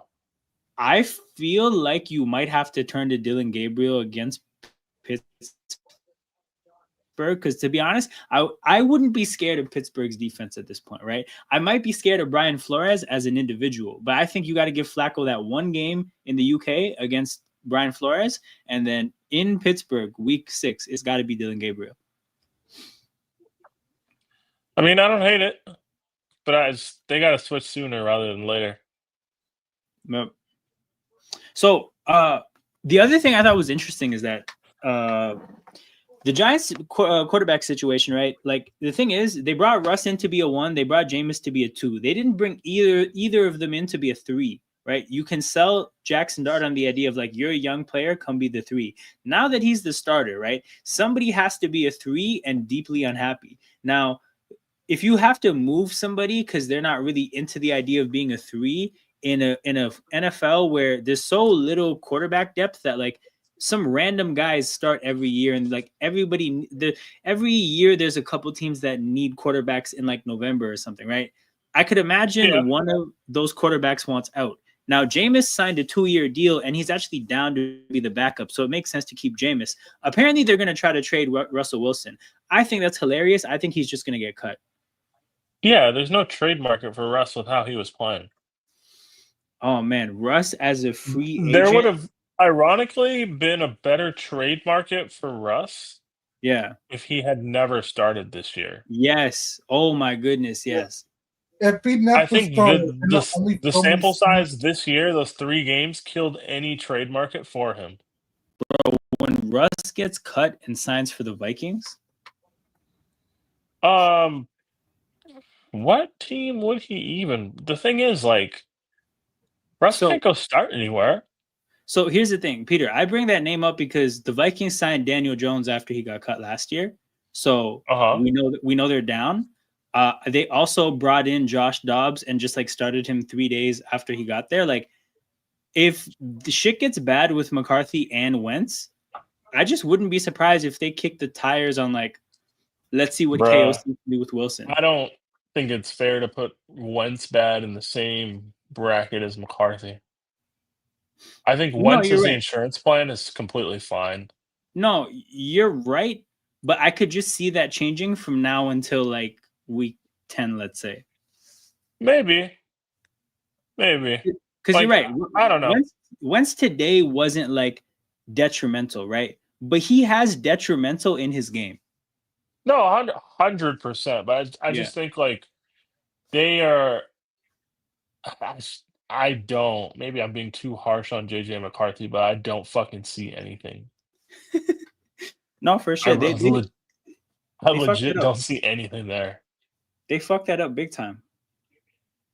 I think if they could go back, they would extend Sam Darnold to a crazy deal and have traded JJ McCarthy for a 2nd-round pick.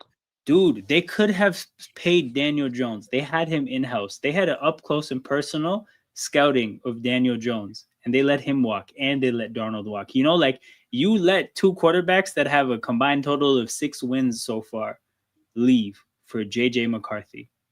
Didn't Kevin O'Connell just get an extension too? Yes.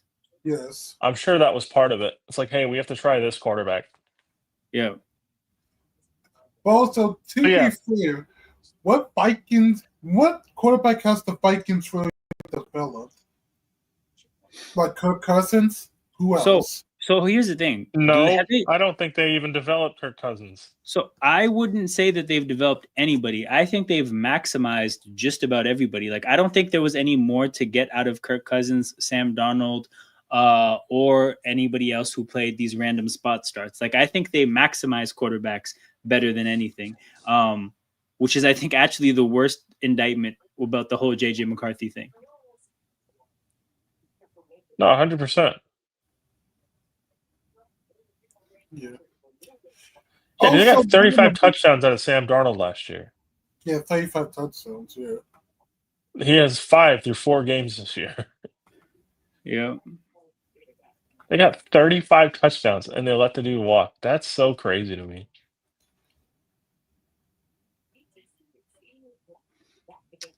Jeez. So, but you know what it is, Peter? Like, I could understand valuing Sam Darnold, and they wanted him back, right? But then looking at the contract Seattle gave him and being like, that's too rich for me. I actually don't understand that same decision making when it comes to Daniel Jones.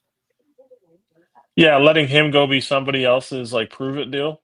Bro, I think he got 1 year 14. I definitely think that would have been worth it. It's the optics though. Right. You're not gonna have JJ McCarthy fighting for the spot with Daniel Jones. Right.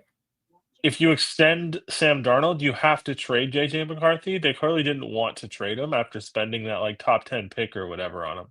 Yeah. That's what it is. It's like the sunk cost thing, I think. No, that makes sense. Because the moment I see 35 touchdowns of Sam Darnold, I'm trading him. Fuck that. I'm sitting down with Kevin O'Connell like, dude, in your heart of hearts, with that D coordinator and with this quarterback, yes, do you think we can make a run to the Super Bowl? Yeah. Just tell me straight. And if he says yes, I think we can do it, I'm trading JJ McCarthy the next day. It's like, dude, so much has to go right for him to get to 2024 Sam Darnold levels. Yo, I don't think that will ever happen. You're getting decent value for McCarthy if he's never touched a football field too. Yes. Yeah, you're what? You're getting like a fucking 45th pick back, for example. Yep. You can go plug in another starter that can help you right now. You might even get like a second and a fourth or something. Because he has 3 years left on that deal at the time? Yeah. Yeah. You're telling me like let's see, like I don't know. I think teams would trade for that. Or they would have in the summer. Bro, they absolutely would have. Like, look who people had to settle for, right? And that's the case every single year. Like, teams have to settle for nonsense. It's gonna happen again next summer. We're gonna do a stream in a few weeks looking at the kind of forecasting the quarterback landscape in the offseason. Bro, somebody's gonna have to settle for some bullshit. Yeah, unfortunately. I don't think the first round next year is living up to the hype. And there's no Kate sucks, Alice sucks, Much overrated, or to staying. That was all of them. Sellers is selling, kinda. He's like looks like the best one, and he hasn't even looked incredible. Yep. And he's like what? Ain't he still like a sophomore or junior? He's a redshirt sophomore, I think. Yeah. But yeah, I'm not plug and playing any of those guys next year. Yep. None of them are looking like half of what Jackson Dart did last year. Yep. And I was not sure on Jackson Dart coming into this year. Oh yeah.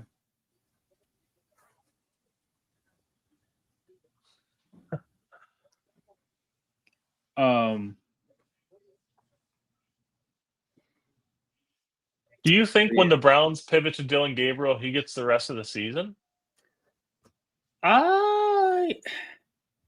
It doesn't matter how much I use my brain. There's just something that helps. Like it pushes me to really just say no. Like I just can't see it. And that's very much a feel thing. Any games or no? I think Shador ends up on the field at some point. Yeah. I think so too. Them drafting It's both of them Um, is so confusing. Yep. Yeah. So, do you guys have like any opinions at all about the whole like the press, the leaks to the press as of late that basically Shador turned down the Ravens and the Eagles? Do I have any opinions on his decision to do that? Yeah. Assuming it's true, that makes perfect sense. So his dad basically confirmed it on the Kelsey podcast. Yeah, he outright said it.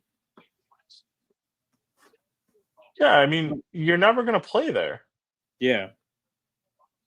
If you want like a place where you can try and develop and get a starting job, like you're never going to get that on the Eagles or the Ravens in 2025.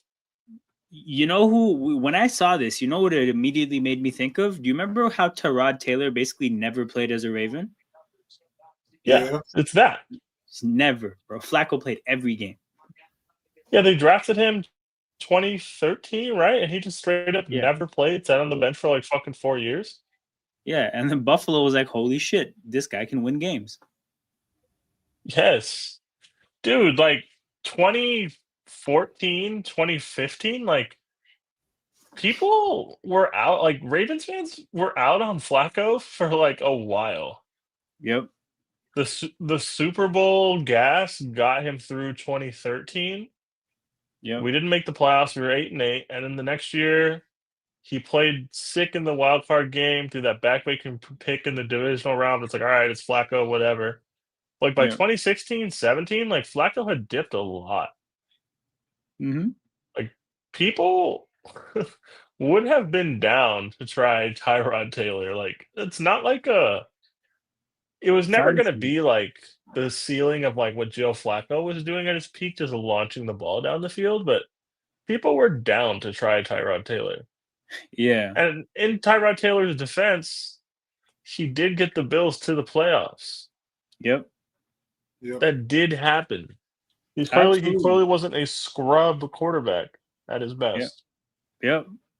He just started a competitive game against the Bucs as the New York Jets quarterback. You know, like competent quarterback. Yes. And hey, man, I know it was a blocked kick touchdown. Yeah. But like they were competitive in that game. Yes, they were. They did not get washed. But yeah, like I'm looking at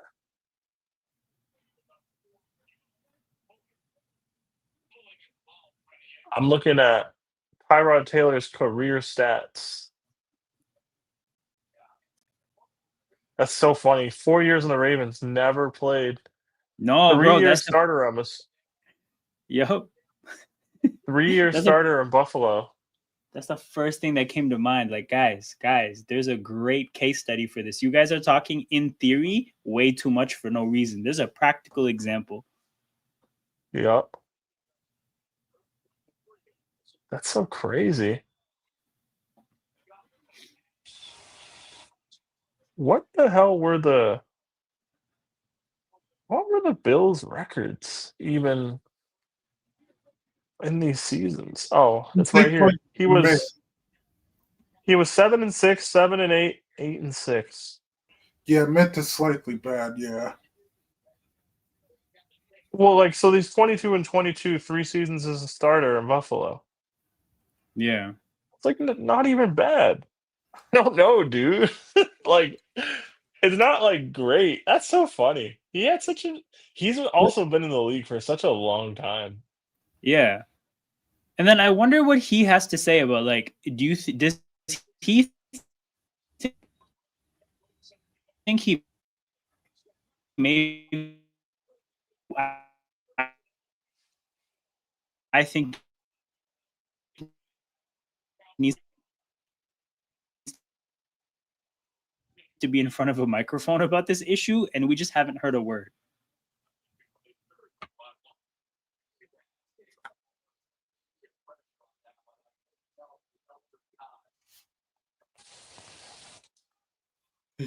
Oh shit.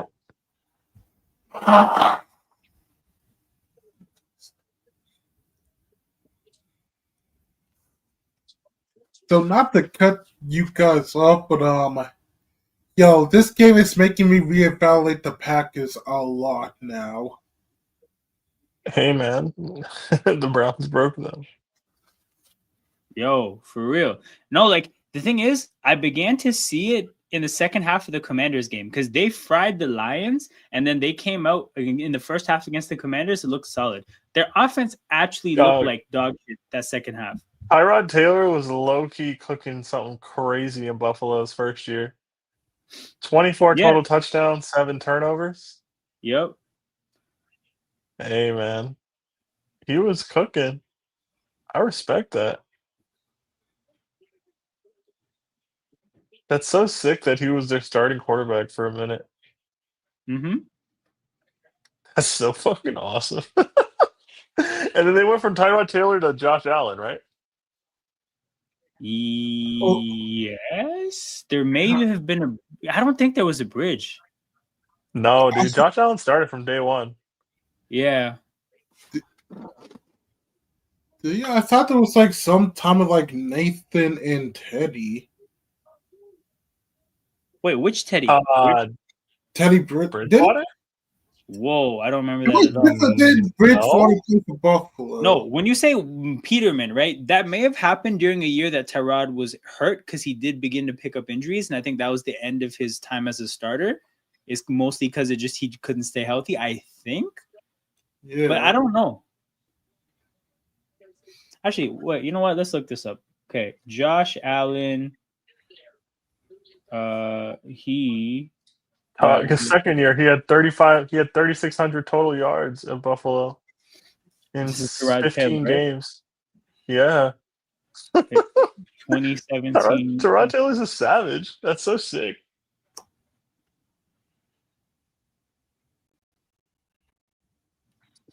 Yeah. Yo, these stats are not bad. People don't remember. No, so the thing is that's how you know that GM is actually good because, bro, he found Tyrod Taylor and Josh Allen 2 for 2 with quarterback evaluations, right? And these aren't these aren't number one picks either. This is finding a diamond in the rough.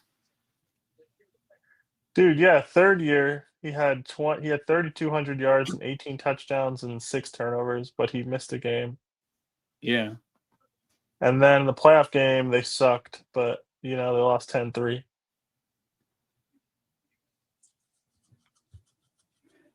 But hey, at least he made the playoffs, But that's progression for they were the Browns at that point, right? People forget this about Buffalo, kind of. The mid 2010. So because 2015 and 2016 they barely missed the playoffs because they had Rex Ryan. Remember?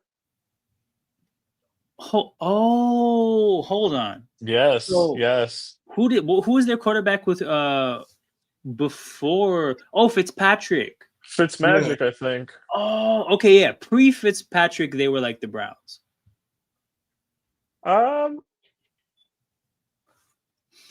Yeah. JP Lossman years. Yeah, they were mostly known for the team that lost 4 straight Super Bowls, yeah. But no, early 2010s, they weren't good, were they? I just remember. Nah, they were 4th in the AFC East from 2008 to 2013. Yeah. Yeah, they were used to the AFC East punching bag. Yo. And then 2014 they were 9-7. 2015 they got Rex Ryan.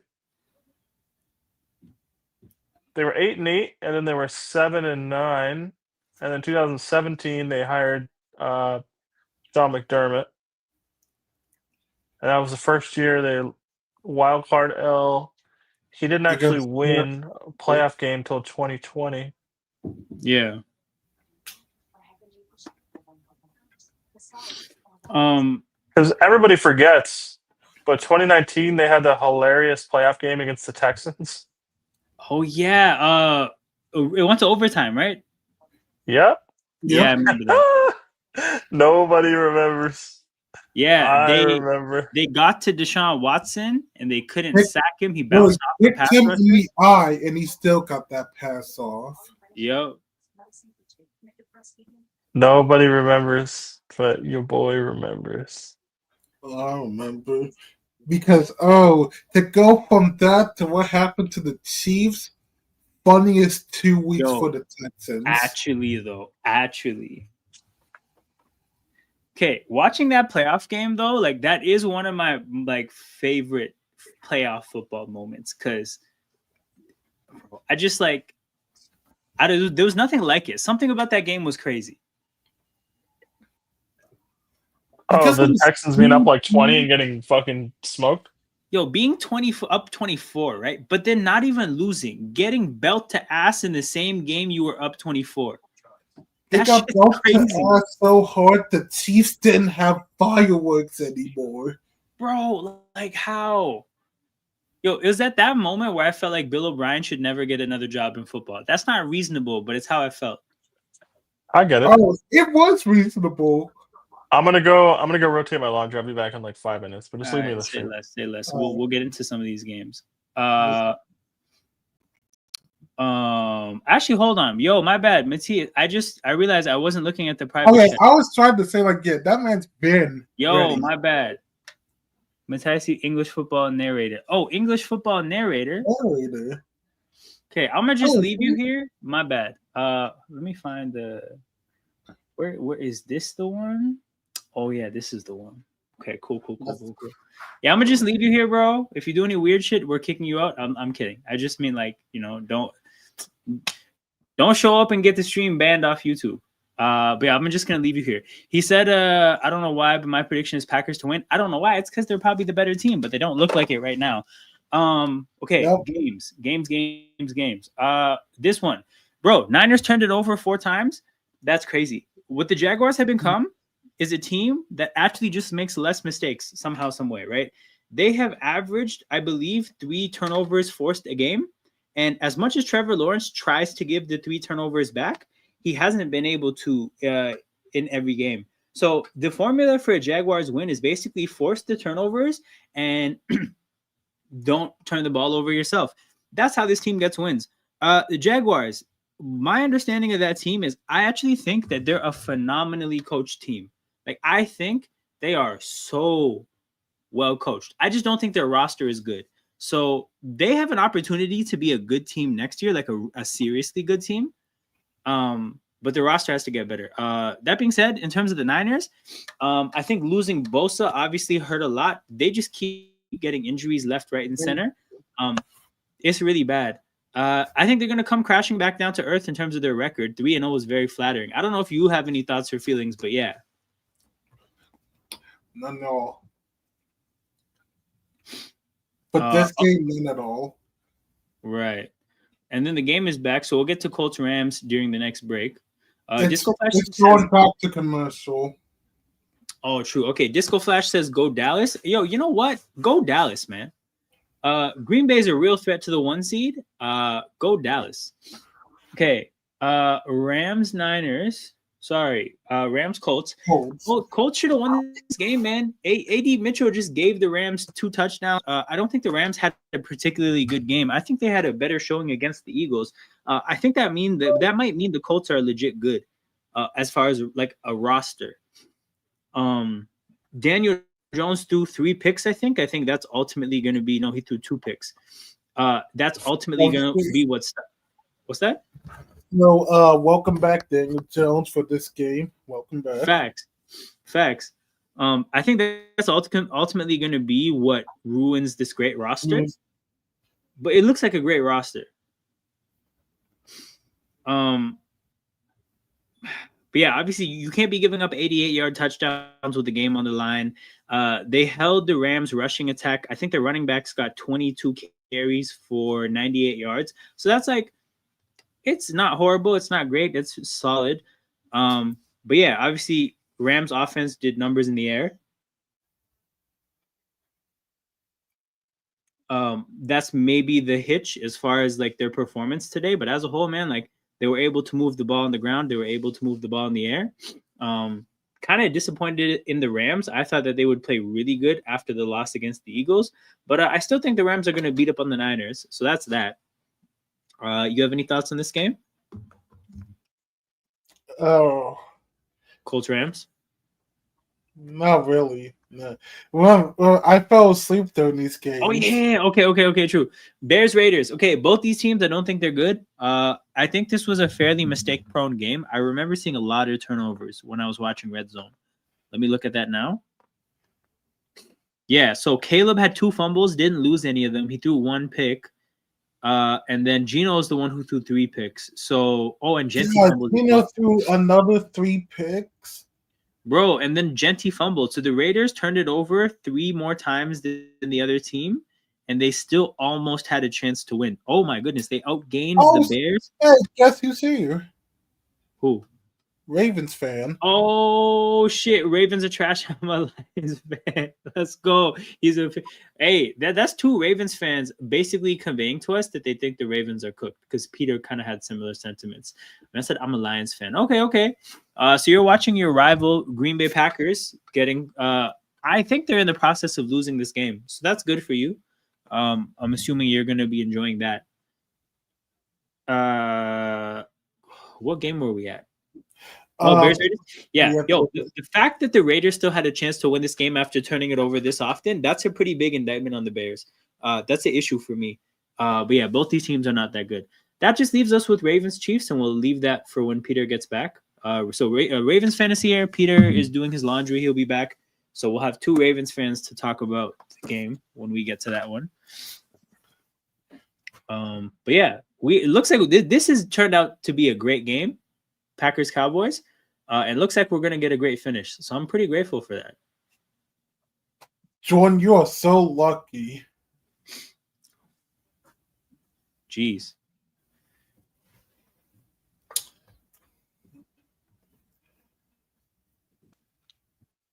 So how's your fantasy situation going? Oh, man. Okay, so basically, King, this is the situation, right? I had a 6-point lead, and I had McManus and Ferguson against Dobbs, right? Tomorrow I have Garrett Wilson. Tomorrow though I have Garrett Wilson against Tyreek Hill. So right now it's I think I have like a 2-point lead because Ferguson got that touchdown. I have like a 2-point lead, but thing is I'm taking Wilson over Tyreek Hill because bro, nobody's getting any explosive plays. I think because I think Tyreek's caught like 1 30-yard pass in like the last calendar year. But I think Garrett Wilson is just going to get more volume. So I'm not even stressed if I'm down a little bit going into tomorrow. But yo, Romeo Dobbs getting 2 touchdowns on the goal line today is fucking stupid. Like, that shit is peak fantasy football nonsense. They have Josh Jacobs, and they gave this guy the ball twice at the goal line, man. Fuck Green Bay. Yeah. Like, yo, Ferguson caught a touchdown, but that's what he's supposed to do, right? Like, he's a goal-to-go kind of a target. Yo, no way, tackle this man. All right, fair enough. Yeah, I was about to say, and that's why I talked about your fantasy. Yo, that's why you brought it up. That's cold, man. That's cold. Yeah. Okay, after that, me and the guy are probably tied up. This is why I need the Packers to get a field goal here. I need McManus to hit like a 50-yarder. Nah, it's about to give Dobbs his 3rd touchdown. Also, yo, you know what's fucked up today? I had 2 people do the same thing. I have Jordan Addison, and he got an 82-yard pass where he didn't score, and then somebody else did that to me again today. Who was it? Bijan? Oh, nah, hold on. I might be tripping. Maybe it wasn't on the same team. Because Bijan definitely did that. Yeah, I saw him do that as well. He's on my team. Oh, that shit must have been annoying. I mean, a little bit, but I was like, whatever. The guy I'm playing as Patrick Mahomes, so I was like, we're going to give up 50 touchdowns today, so it doesn't matter. Yo, so I'm in a dynasty league, right? King, I told you about this. I'm in a dynasty league where my team is past its prime, right? So I'm trying to sell the team. Like, I'm trying to trade all my vets. I have Stephon Diggs, Nick Chubb, AJ Brown, Tyreek Hill, all these players that are about to be washed. I'm trying to trade them all, right? I'm fucking 4-0, and nobody wants. Yo, I'm trying to sell. So just like a thing, right? We do a lottery for the non-playoff teams for the rookie teams, right? I won the lottery. Not won the lottery. I was like the fifth. I had the fifth best lottery odds. I jumped up to number 2 and I got Omarion Hampton, right? So I'm like, sick. I'm about to start like rebuild my team. I got Caleb Johnson in the second round. I'm like, yo, I got 2 rookie running backs. Let's cook, right? Nobody wants my vets, and I'm 4-0. This is fucking bullshit. I've never been more pissed about winning. I love you, bro. I can't. Okay, so we have Matthias joining the stream. So just a heads up, bro. I've never seen you in the chat, and you just popped up backstage. So respect. I don't know. You say English football narrator. Yeah. I don't know what about this community made you want to be here. But welcome. Yeah. Welcome aboard. So, let me select it to this one. Hold on. Are you speaking or is that background noise? Yeah. Okay, your audio is like really like the background. It's a bit of both. Yeah, and your voice is like low as hell. So it's like Nah, it's still pretty tough. Hold on. Let me see if I can adjust your mic settings. Edit mic settings. Reduce background noise. Okay. What about now? Try again. It's okay. It's better now. It's better. Okay, hold on. Are you an NFL fan? What? Are you an NFL fan? Say that again because I don't know. Hi, bro. This guy's in the wrong place. I respect this though. Facts. Yeah, facts. well, yeah, I do respect this. This is unique. Yo, you got 2 minutes to add something, or we're kicking you out. Okay. Oh, you're from the Let me NFL. ask something, cause wait a minute. The F you're talking about. What is happening? I'm Wait very a confused. moment. Wait. Wait. Let me see. Wait a minute. Are you researching something about football to say right now? Man, you gotta let him go. Yeah. Man, I need you to not spell it. Real Congo. No. This game was totally unbelievable. Hold on. You mother. Hold on. You're reacting to the yo. They let this running back get 10 yards. See ya. Was they call it a late hit? They got saved. Holy. That game, Kansas City. They got saved. Okay, Chiefs Ravens is oddly enough the game we're gonna talk about next, but that's gonna be at the next commercial break after however this drive ends. I'm assuming. Do we think that Dallas is gonna win this game in the end? No. I think, but Micah. Okay. I think Packers is gonna win. Packers. Oh, Packers. Yo, let's go. Alon, does this happen often? No. I'm just really like interested because I've never actually had this happen. Yo, respects. We have a pretty big part of the game coming up. Feel free to be active in the chat. Appreciate you. I'll see you later. But we gotta lock in right now. It's the end of the game. I'll see you later, Matthias. But no, not a soul thinks the Cowboys are winning this.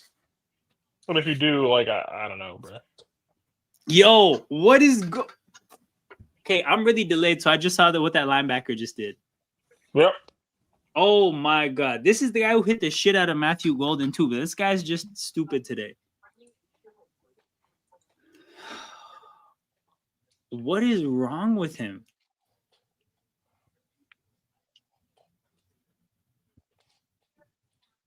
What, like, they got what? I have a question, and I'm not sure how to ask it without sounding morbid. What? Do you think the fact that Jerry Jones is in his mid-80s is why he doesn't want to find a new quarterback? Absolutely, bro. Like, I think that has to be a part of it. Like, there's no such thing as like a 5-year plan. And not even me saying like any of this today is Dak Prescott's fault, or is it? Like, this isn't a value judgment on like how good he is. But like, yeah, he's been there starting games longer than Romo, right? That's an interesting thing to bring up. Let's look this up. That is interesting. Tony Romo stats. In his career, 150 career games. Dak Prescott. I'm talking starts at quarterback. Oh, okay. Here, I know these people distinguish starts. So Dak has 125 career starts. Tony Romo 127. Right? Ooh, Okay. 127. Yeah. Okay, but you know what's interesting, Peter, right? Like, because I think the larger point from what you do, like you bringing this up is like, hey, you know, Tony Romo got transitioned off of around this time. Mm-hmm. So my only like thing about that is that I don't know what the plan was for Romo, because the back injury is what really, like, you know, he would have. I don't know if Dak gets the opportunity to take his job if he doesn't have the back injury, and I don't know how much longer his runway was with Jerry Jones, but it may have been long. I mean, I think he would have kept his job for another couple of years. Yeah. To be honest. So you think Dak is in his like next couple of years, like basically end of the guaranteed money on this contract? Yes. Well, if Dallas wins this thing, I'm gonna start a party, bro. You should start a party regardless, bro. Like, yeah, don't wait for us. Yeah, just enjoy yourself, live. How did the Giants play better defense versus the Chiefs than the Ravens did? Because the Giants' defense is better. Yo, the Giants have like good pass rushers, right? Like, there's a bunch of problems, but Guys, I mean, the Giants have like a solid. They have a very, very good D line. Yes. And when you have a very good D line in the NFL, you can fuck up a lot of shit. Yep.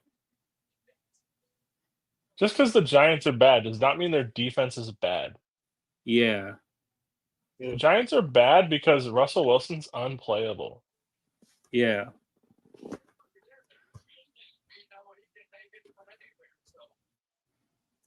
Shout out to Ravens fan though. I think this happened while you were away, but he said that he's a Lions fan, and the account Ravens fan typing "I'm a Lions fan" is great.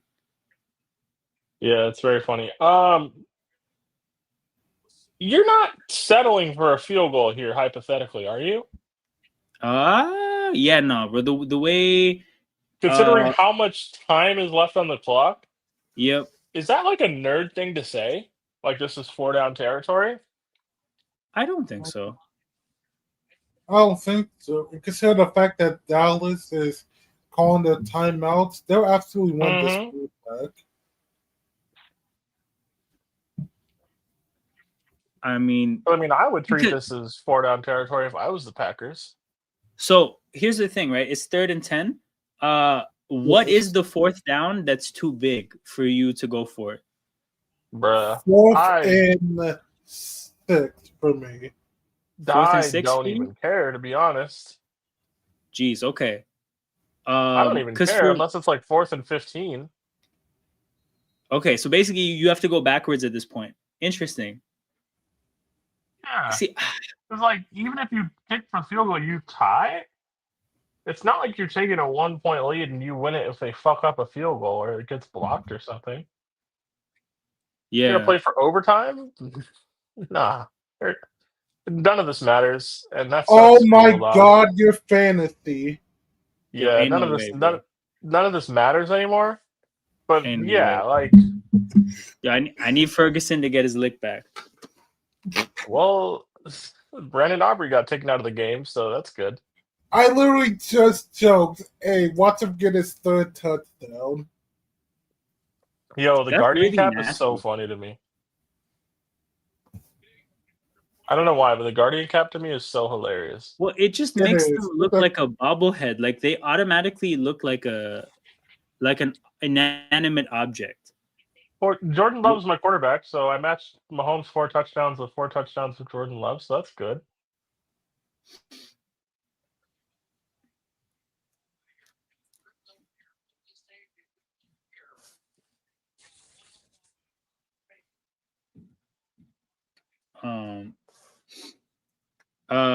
So I think we already talked about the game. I think the only game we have left is Ravens That's Chiefs. the only game. Is there anything more to say about this game? Nah. I think you watched the team give up on its coaching staff today. So I do think change is on the horizon. But we'll see. Yeah, I didn't catch a whole bunch of it. I hope people don't think that the Chiefs' offense is back by any means, because obviously we've done quite a bit of talking about the Ravens' defense and all its issues. Yeah, I would have talked about the injury thing, but you brought it up. I was watching when that happened. Like you said, there was nobody that went up to check up on him. Again, like you talk about him quitting on the coaching staff or the team quitting on the Also, coaching post staff. game, Harbaugh was asked if Lamar would have went back in if the score was closer, and he didn't comment. Shit. Yep. If he was like hurt, they would have said no. There's no way. Yeah. But yeah, the Ravens side of things is pretty self-explanatory. Oh my God, Green What's Bay. up? Dallas got the ball like the 50-yard line from a return. Hey man, this is the part of the game where we get a back-breaking pick, or like a strip sack or something. Yeah. This is like every Cowboys-Packers game I've ever watched in my entire life. Yep. You know what? To be fair, Mike has done nothing this game. He's probably going to do something. I mean, like, it didn't even have to be Micah Parsons. Like, yeah, it doesn't have to be Mike, but it just be like, I don't know. Voice, Mike. Yo, nah, like, you know, I've seen this game 40 times. Yo, if they want to make it new and interesting, 3 holding penalties in a row on whoever has to check Micah Parsons, right? 1st and 40. Let's see it. Nah. Don't do the flag nonsense. Lose like an honorable team.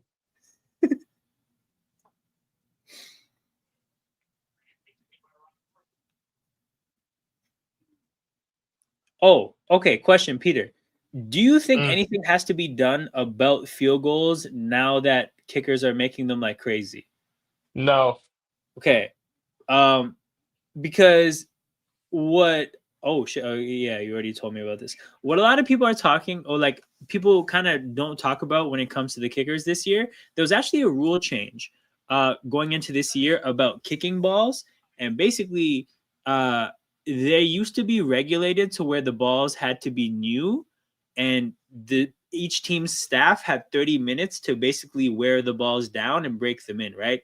Now that's not a thing anymore. Teams can bring their own balls to the game that have already been worn in. So kickers are actually kicking footballs that are better for kicking field goals this year as opposed to previous years, right? I don't have a problem with that. That's a rule change that's happened, and it's fine. I think everybody is responding to what's happening this year. What the fuck did Dak just do? I don't know. Well, no. Nah, because I'm behind. This is why this is funny, dude. Like you feel like you've seen this before. Like it just happens. I don't know. Yeah. But yeah, I'm hearing a lot of people's responses. I've heard some really weird answers. Like, I think my favorite one that I heard was that move. Like, a lot of people are talking about like adjusting the field goal posts. I think making them narrower is horrible. I think moving them up is the best adjusting the field goal post thing that I've heard. Nah, don't adjust shit, dude. And the other thing I heard is that what somebody said is that essentially the idea of your drive stalling at the 40 and your drive stalling at the 10, both resulting in the same opportunity to score, is fucked up. Hold on. Oh man, I hate him. God damn it. Yo, did George Pickens score a touchdown? Yes. Yeah. Yo, no way. McManus, you still have time. Oh my God. George Pickens is having a good game. Yo, George Pickens. Watch. Damn it. Jerry Jones looks like he's gonna have a heart attack, dude. Oh, he is. If he wins this game, you know he's gonna be completely justified. justified this Micah trade now. Yo, looks like is funny, right? Considering that it actually could be happening. He looks so uncomfortable, dude.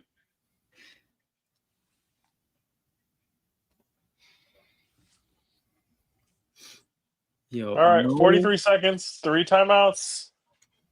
How are we getting to overtime, boys? Okay, 30-yard pass interference, 2 sideline shots, overtime. No. No, to make it worse for you, they're gonna throw a pass to Dobbs. He's gonna get to like the 20. He's gonna get like to the 40, and they get a field goal. Yo, you know what I need? I need Romeo Dobbs for his next target for his guardian cap to slip and like cover his eyes. That's what I need. Why did this guy overplay this out route from George Pickens so hard? My assumption would be just because he's trash, but he might not be. Who knows? But like, you're up 4. It's not like you're trying to keep him out of field goal range. Yep. I don't know, dude. I don't know. Whatever.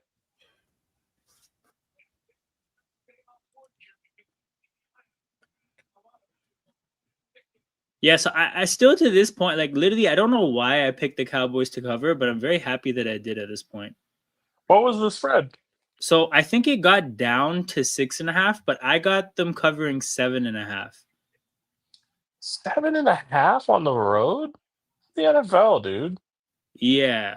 It's the NFL, and also like I feel like this is the Cowboys Super Bowl. Like I still think they're trash, right? I just think that like they've been hearing about how shit they are without Micah Parsons. Like, I don't know. I just figured that they would play whatever their best game is. It's gonna happen tonight. And I do think that that's what's happening right now. Like this is still a really bad team.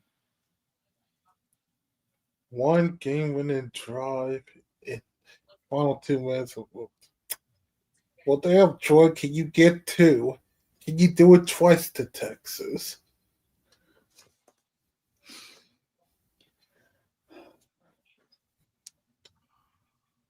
Man. Well, Jordan Love is my fantasy quarterback, so I guess I should be rooting for this, but it doesn't matter.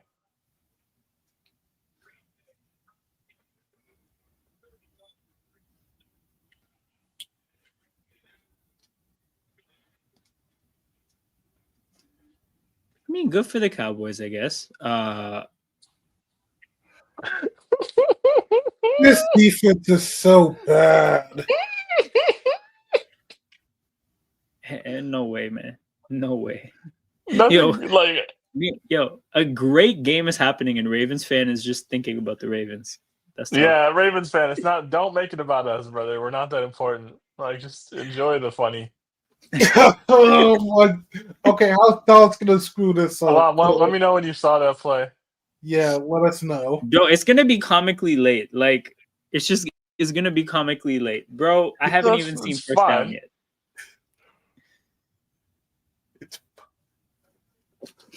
Oh, no way, man. Oh, wait. No way they're doing this. Check down, 28 yards. Got him. No way. I'm just seeing Dak trying to hype up the crowd before the chaos, right? Like the moments before disaster. Yep. No. Just get ready. This is such a funny game. I'm so glad I tapped into this. Yo, the ball hasn't been snapped, but I'm just looking for Romeo Dobbs. Thank God it went to somebody else. It wasn't Romeo Dobbs. It's just funny how easy that was. Bro. Check downs to a fucking power back, and he gets to midfield. What is this? Dallas football. What is this, bro? Yo, why are they not using the middle of the field? They have timeouts. You don't get to take them to overtime, you fucking losers. Okay, so this is the thing. Did you were you watching this game before you George got on Pickens stream? is over there throwing up hand signs. What is happening, brother? It's George Pickens. That's George Pickens football, man. Like, you guys they could lose. Like, slim chance, but this could happen. Yeah, shout out to NFL Youngboy, man. I'm looking at A7. I'm trying about this could get cooked, huh? Ain't no way, bro. Ain't no way.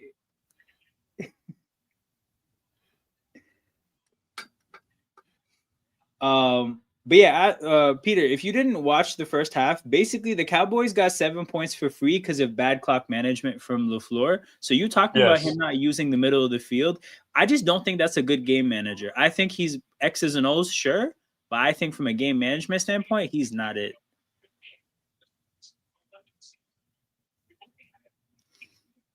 No, I agree.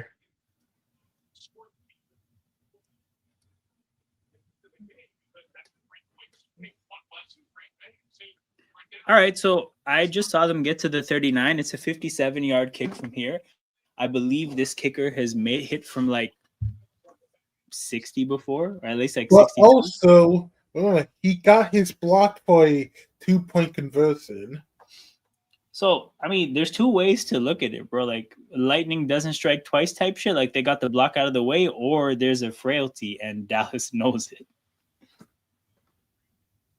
Because I didn't think the Eagles were going to block a second field goal for that reason. I'm like, bro, we already got that out of the way. But, yeah, it happened. McManus used to be on the Broncos, right? Yeah, so he was kicking him mile high. I think his career high is like 62 or something. Yeah, dude, that's thin air tax.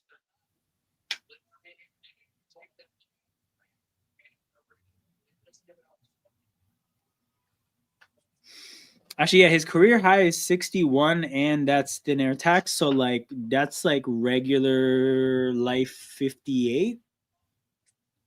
Probably, yeah. All right, well, it would be from 57 here. And I'm behind, so it might even be shorter. Just snapped and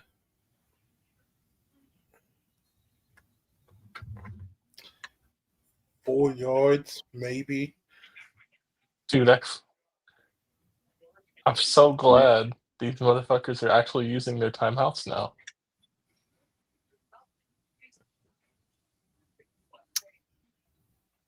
But also, Watson, they still miss his field goal just to make it funnier.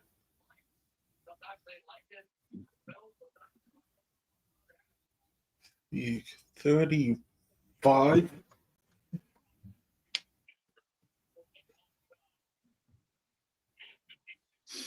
Oh, guys, did you see the whole Robert Saleh, Liam Cohen stuff?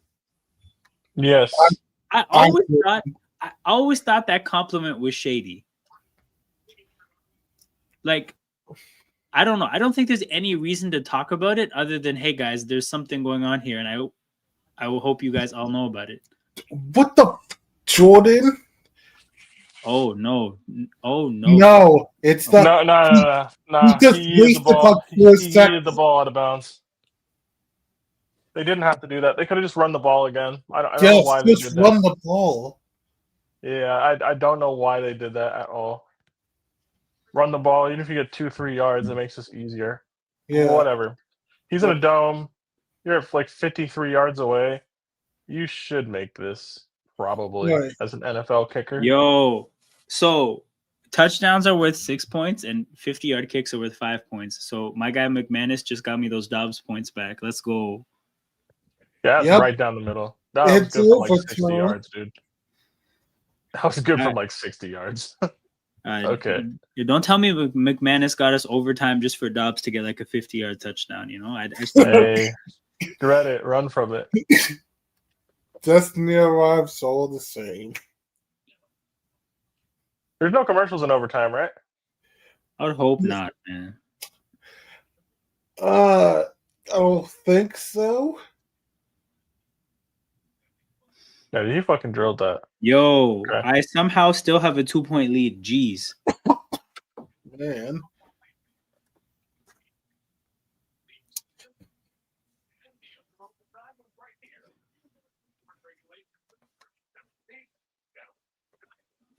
It's the second overtime game, and they were both Cowboys games. Yeah. That's kind of lit. They set the kicker out to be the overtime coin toss guy. That's so funny. Yeah. He's like, he's not the captain normally. Come on. He's a random guy. Yeah.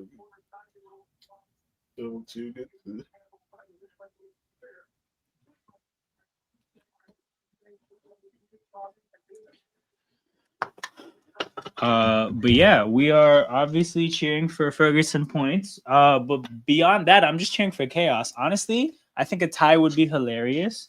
I don't want to sit here and watch a tie. Actually, you know what? That's a good angle. Because that's like a 35-minute commitment. I don't have that in me, dude. Jeez. Okay. So I hope for. I want the Cowboys to win. You know. Okay. Give me. I think Dallas is getting ball first. No. Oh shit. What do I want? Okay. Green Bay gets the ball first. 3 and out. No, Aubrey hits from 70. And that's how it ends. Do you think they would try a field goal from like 65 yards in overtime if they're tied like this? Probably only if it's like the last kick. Because like I'm not doing that. You know what's funny? So you know what's funny? If you kick from 65 and you miss, the other team gets the ball at their 45, at which they could 45. At which they could attempt a 63-yarder immediately, right? So it's like they just need 1 second to kick a field goal from that very point. Yes, like if you miss, they can just boot it straight up. And the way he just hit that, like kickers can go band for band with misses. Yo, the way he just hit that, like if they missed with like 2 seconds left from 65, he could turn around and bang it and win. Yo, they could leave like half the same special teams unit on the field, like run it back. Yo, we need to do like kickoffs or like trick shots to decide overtime. No more ties, man. I know, I hate ties.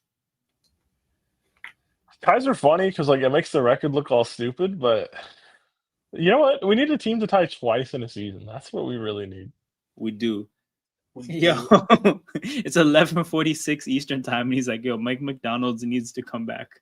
That's not how it works, brother. He's a head coach of a 3-1 football team. There is no coming back. He's on to bigger and better things. Just got to be happy for him. Don't be sad it's over. Be happy that it happened, you know? Yep.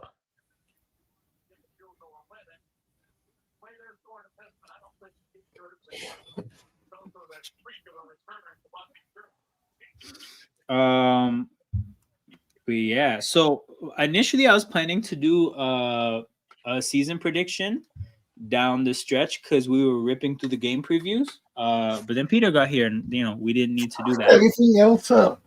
Yeah. Nah. So I was looking at the games next week.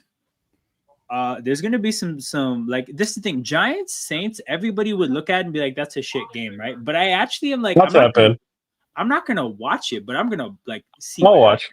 Yeah. It could be a fun kind of tank bowl. Buccaneers, Seahawks, like that's quietly an important game. 2, 3-1 teams. Seahawks need every win in their division. But yeah, we got bye weeks for the first time. Pittsburgh's on a bye week. Minnesota just has to stay. Yo, is McManus in the blue tent for trying to tackle someone? Get the fuck out of here. Hold up. No way, bro. If you guys don't make an exception right now, bro. You telling me you're going to play for 3.5 hours and lose because your kicker has a concussion? Hell nah. Oh, no. Hold on. I got to see this. Is it like a head injury thing? Yes. Oh, bro, he got stiff-armed into the turf for sure, and he was slow to get up. Damn. Yeah, no, you got to make an exception, bro. We need him. You need him especially. Facts. That's why I said we. It's me and the Packers. Kicker getting a concussion is so funny, though. Like, the thing, too, is... Hold on. Kavontae Turpin, wait. Kavontae Turpin, KGs? Who the fuck does KGs, man? 100... No way. Is Woke nonsense. What? Is he 150 pounds? All right. We're about to see something real interesting. Brandon McManus. With 200. This allegedly has 50 pounds. on Cavante Turpin, and the way he just got stiff armed into the turf, my goodness. Yeah, man, it happens. No, for sure. Like, that's why if you're a kicker, you just gotta chill. Don't even try to like properly tackle. Just dive at the ankles. Yep. Yep.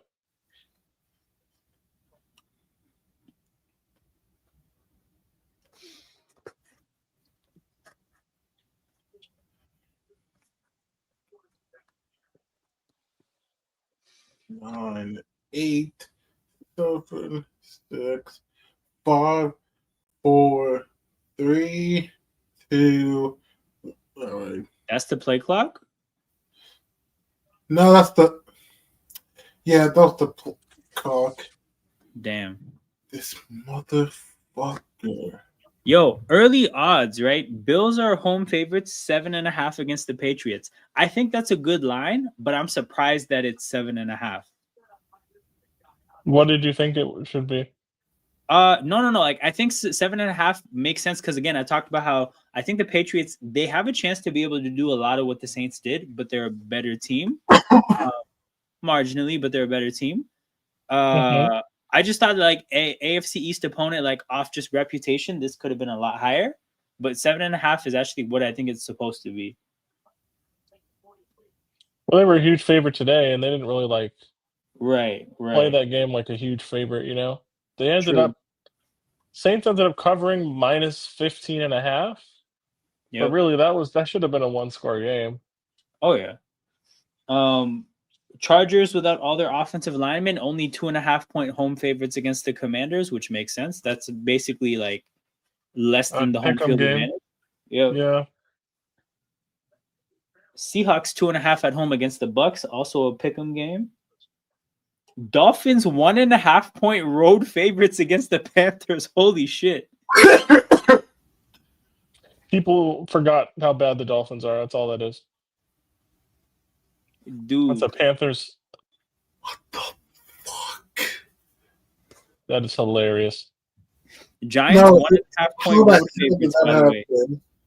Bro, Giants 1.5-point road favorites against the Saints. Let's go. Oh, you know what's funny? So Dallas is literally in overtime with the Packers right now. They're 1.5-point road favorites against the Jets. Makes sense.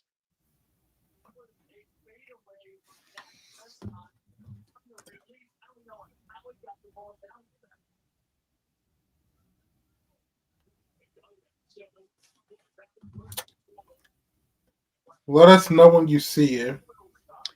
I looked up. I'm looking at games, so I had the app open on my phone, and I saw where they're at on the field. So I'm assuming it's a big play.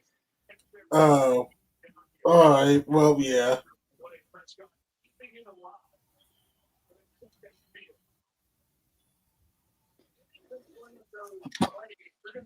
Damn. So we might never need to know.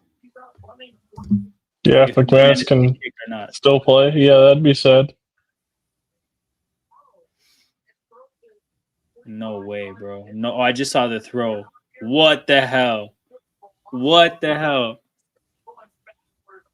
This is the fakest game ever. This is not a real game.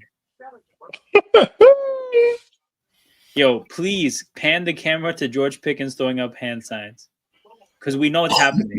No, it went to CD, I think. No, for sure. But the point is, no, it absolutely did. But I'm saying is like George Pickens definitely was throwing up hand signs. After a catch like this, he's throwing up hand signs for less. If he would have gotten a hand touch, it's definitely been thrown up. Bro, what is this? This is not a real game. I refuse. Also, definitely 4-down territory, right? Like, 5 yards out, fuck this shit, bro. We are not kicking a chip shot. Nope. No. But I think doesn't Green Bay still get the ball? Is that only for... Nah, that's playoffs. That's playoff shit, bro. That's only playoffs. I think. I might touchdown ends the game. Yeah, touchdown ends the game. Wow, Micah finally did something. Took you half of overtime, but congrats. Yeah, okay, so let me look at the Packers schedule again, because I think they have an easy schedule, but also haven't really played good ball in a minute now. What am I doing? All right, here we go. Oh, bro, they get the Bengals and the Cardinals next, man. Fuck this shit. Yep. And then the Steelers and then the Panthers. Man, we got schedule besides us. And Yeah. we're shaky. So they get to catch fire going into the Philadelphia matchup. That's bullshit. But low-key, so do the Eagles. So I don't know. Dak? What the fuck? What? What the fuck was that, bruh? This game is... They're kicking it? Nah. They're kicking it. Bro, I don't even want to cheer for McManus points at this point. This is hell. This is actual hell. Yo, here's a question. Yeah. So, because that took half of overtime. Yeah. If Green Bay is at like the fucking 30 with like 30 seconds left, do you just fucking kick it and take the tie? Oh, how much time is left? 30 seconds? No, 4:40? it's 4:40. No, I mean like, okay. In this They situation, probably only have time for one drive. right? Bro, I'm only settling for a field goal if it's like 4th and 10. Like, you know, like if it's any manageable 4th downs, I'm going for it. Because also the thing is, like, if you think what is the objective of the Green Bay Packers? Like, they're supposed to be in it for the 1 seed, so it's like you're not gonna tie your way into the 1 seed. So I don't know, just. That's not how people think. I don't know. I would go for the win. I hear it. Yeah. I'm shocked the Cowboys didn't go for that. I'm shocked this great Packers defense gave up 40 fucking points. To Dakota Prescott. Super shocking. To Dakota Prescott, man.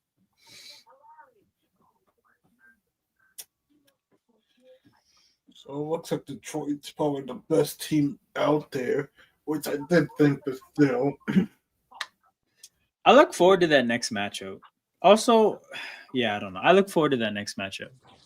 Yeah, Detroit, Green Bay at Detroit. The Lions are definitely going to want their get back. All right. So what I'm seeing in my chat is 3 Mike McDonald related comments in 10 minutes. I just need to know, is Marvin's room playing in the room that you're in right now? Mike McDonald's not coming back, bro. He is coping so hard. Yo, let one of your boys just like hold your phone for a while, bro. Like, you know, don't text him. Don't text him.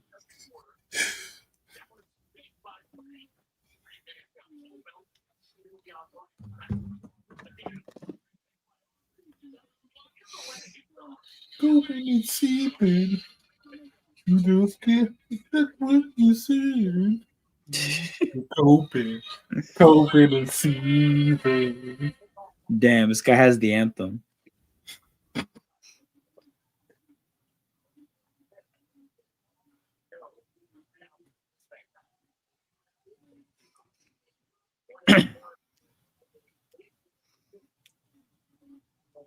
Damn. Wait, hold on. What the? Oh, okay. I'm seeing a tweet about the Packers winning the toss and deferring. So I was like, oh, that's insane. But then I opened it up and I think they deleted the tweet. So they must have been stupid. Because you defer in playoff overtime, but you don't defer in regular season overtime because you can obviously win the game when you get the ball. Shout out to the Niners for not knowing that in the Super Bowl. You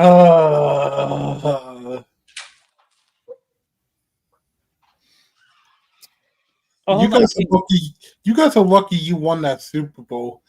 If you would have lost and gave the Chiefs like 4 rings, that's what I'm saying. Deleted. Bro, if we lost to them a second time, we just would have been a part of like, you know, like the DVDs and shit for the dynasty. That shit would have been so trash. Now the Niners just have to hold being like the source of 2 Super Bowls on their own.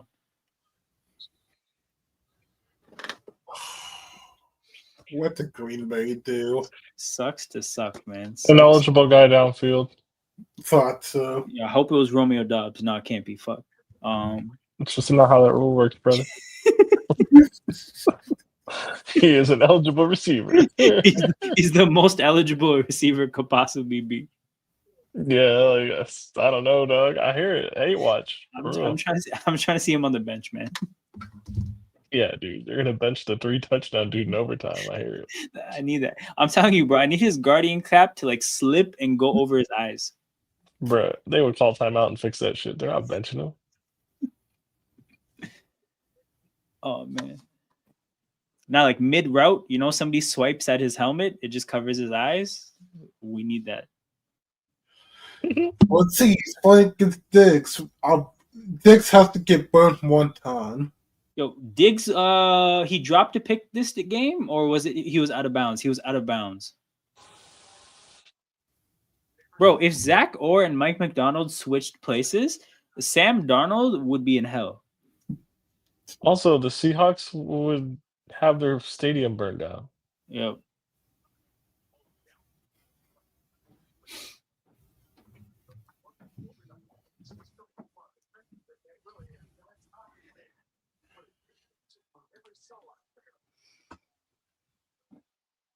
All right. So, was there a break in overtime? Because I'm looking for updates. Yeah, on somebody called timeout. Green Bay called time. It's like 3rd and 6. Yeah, at least if you're the Green Bay punter, you can take your helmet off. Facts.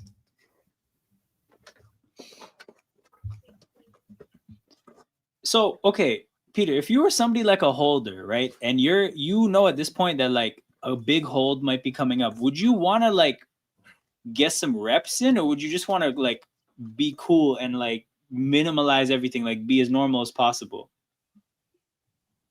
I'd probably just watch the game and do what I normally do, bro. Yeah, I feel like something like holding is literally like the only job to do is not get in your own head. Like if you just calmly go about your business, that's a very it's all just like your reactions. Yeah. Like I can understand a kicker wanting to get some warm-up kicks in. As a holder, I feel like you should literally just shut your brain off. Mm-hmm.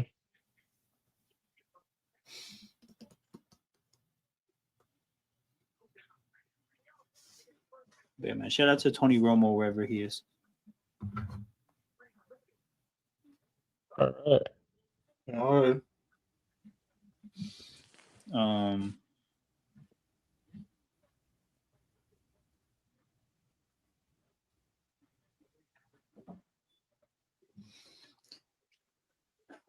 Yeah, people, we're 10 minutes away from hitting 4 hours on the live stream. This fucking overtime is you know, we're creeping up towards the end of it. If you're still here, I appreciate you. Make sure you guys hit that like button and subscribe to the channel. I don't know if you're here from the Sarcasm City raid or the Lee Gunner raid. I imagine neither of them really make sense for you being here still. Probably not, yeah. But yeah, that's the best way to support content on YouTube. So if you appreciate what's going on, that's the way you can show it. I saw this play here where the Packers are complaining for pass interference. I haven't seen a replay yet, though. He didn't do that shit, right? Wait, what? Do what? Well, hold interfere? on. So I'm seeing this like pass. They didn't throw a flag for it. They didn't throw a flag, but they're complaining for a flag. Okay. But yeah. Of course, because why wouldn't you? No, I didn't see a replay, so I wanted to know whether he did it or not. But it looks like No, they didn't throw a flag. Yeah, I wouldn't call that. We need to stop normalizing throwing flags on shitty thrown back shoulder fades. My dad has a theory that complaining for a flag should be a flag. That's kind of crazy because, like, you see all these late flags come out after people complain. Yeah. Like, I think if you don't complain, you don't get a lot of stuff. I also think that, like, closing the communication between players and referees is not a great idea. No, especially in a contact sport like this. Yeah.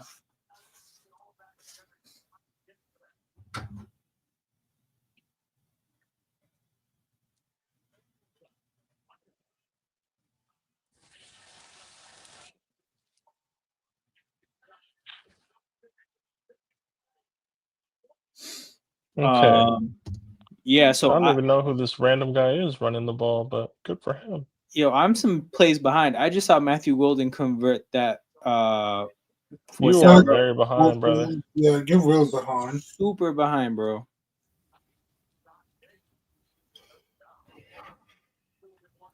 Is there a 2-minute warning at OT? Yes. That's a good question. Yeah. There Yes. It's like a fourth quarter, except it's 10 minutes long instead of 15. Yeah. Damn, this guy skipped right over Cooper Rush. Oh my God. Yeah, Tyler Huntley's not on the team. I was That's not like, how it did he works. not get traded?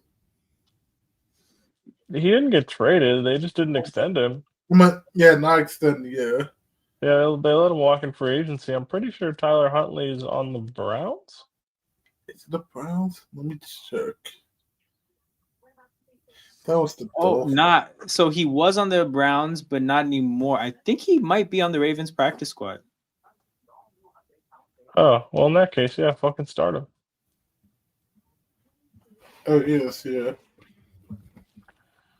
Whatever. But yeah, I mean, if Lamar can't play next week, fucking start whoever. Who cares? This is not it, guys. Like, what is not it? What are we? I'm just processing the fact that like we're gonna see the end of the overtime, and we sat here all the way through the whole overtime. Yeah, I hope I didn't manifest this. I told you this is what's gonna happen. Fuck, man. Like the McManus points. The McManus points are not worth it. Nah, the McManus points are not worth it. I would hope not. That's the one to tie. No. McManus points are not because it could be McManus points and then further Ferguson points, but it's not worth it, bro. I just want to see like either a big touchdown on this play or like a strip sack, please.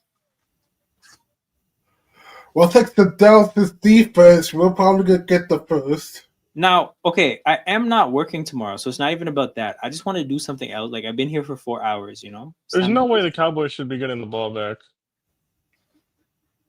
They don't have any timeouts. Oh right. Okay. Yeah. Oh fuck. Okay. The game ends on this drive, or it should, if LaFleur is a competent human being.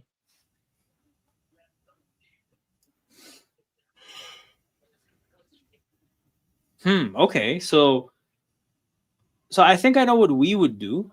So I wonder what he would do in a situation where it's like 3rd and 6 or something with like a minute to go.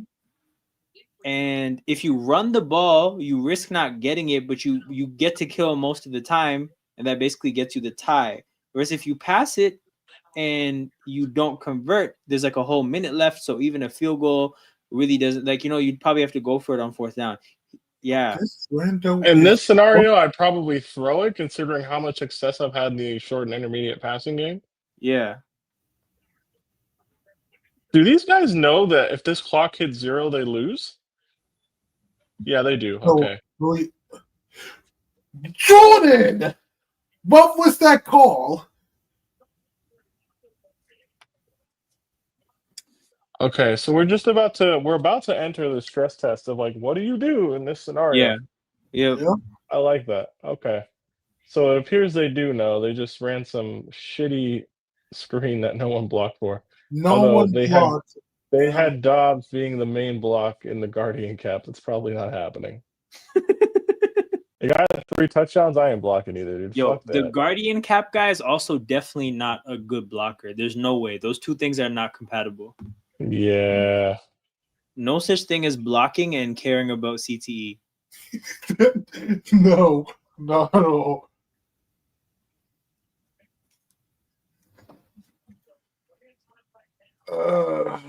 All right, let's see what happens.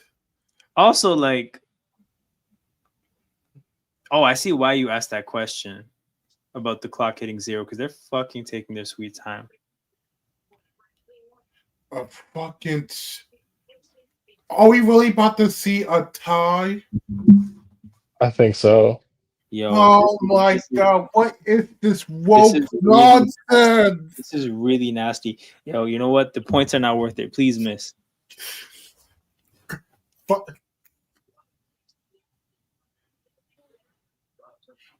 Yo, Golden's been getting smacked around all day. This is crazy. Yo, these lucky bastards. lucky motherfuckers! We're about to watch. All right, he's back. Our highlight. goat is back. Congrats, all of you getting more fantasy points. Nah, bro, it's not worth it. A 40-40 tie is ridiculous. Yo, literally, Micah This is Parsons. still a loss for Green Bay either way. No, for sure. It really doesn't help in their pursuit of the 1 seed at all, right? But it's like, yo, Micah Parsons came back to Dallas and they tied. Oh my goodness. Oh my God. Oh my goodness. All right, Peter, we have to find the next tie in the predictor. That was, guys, this was so unbelievably funny. You have no idea how funny this was. God. This What was do you think is dumber? The Packers running that third down play or the Cowboys kicking it and 4th and goal from the 5? I'll be honest, all these plays I've seen from Green Bay since they got inside the 25 have been shit. I think I hated every single one. I do too, but I'm so glad the Cowboys didn't win after deciding to kick it there.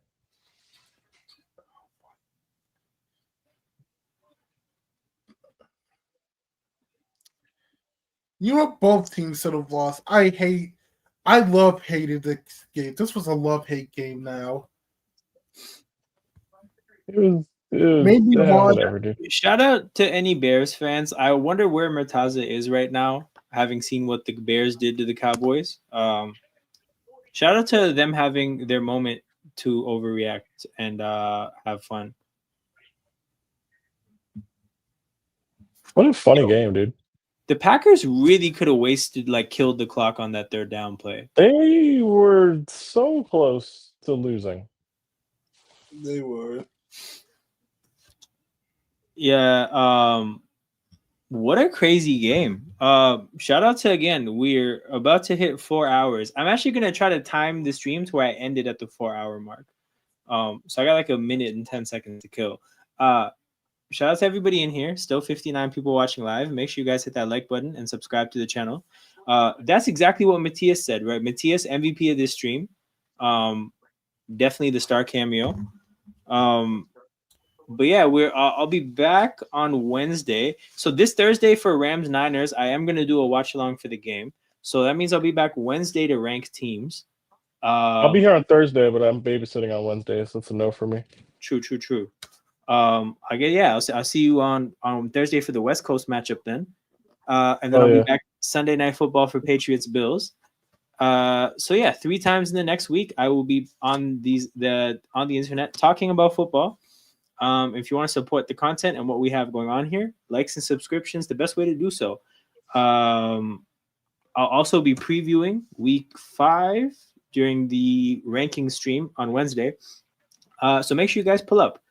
I don't know if anybody else has any parting words, but usually the way I like to end these streams is letting Stephen A. Smith do the talking. Y'all take it easy. I'm out.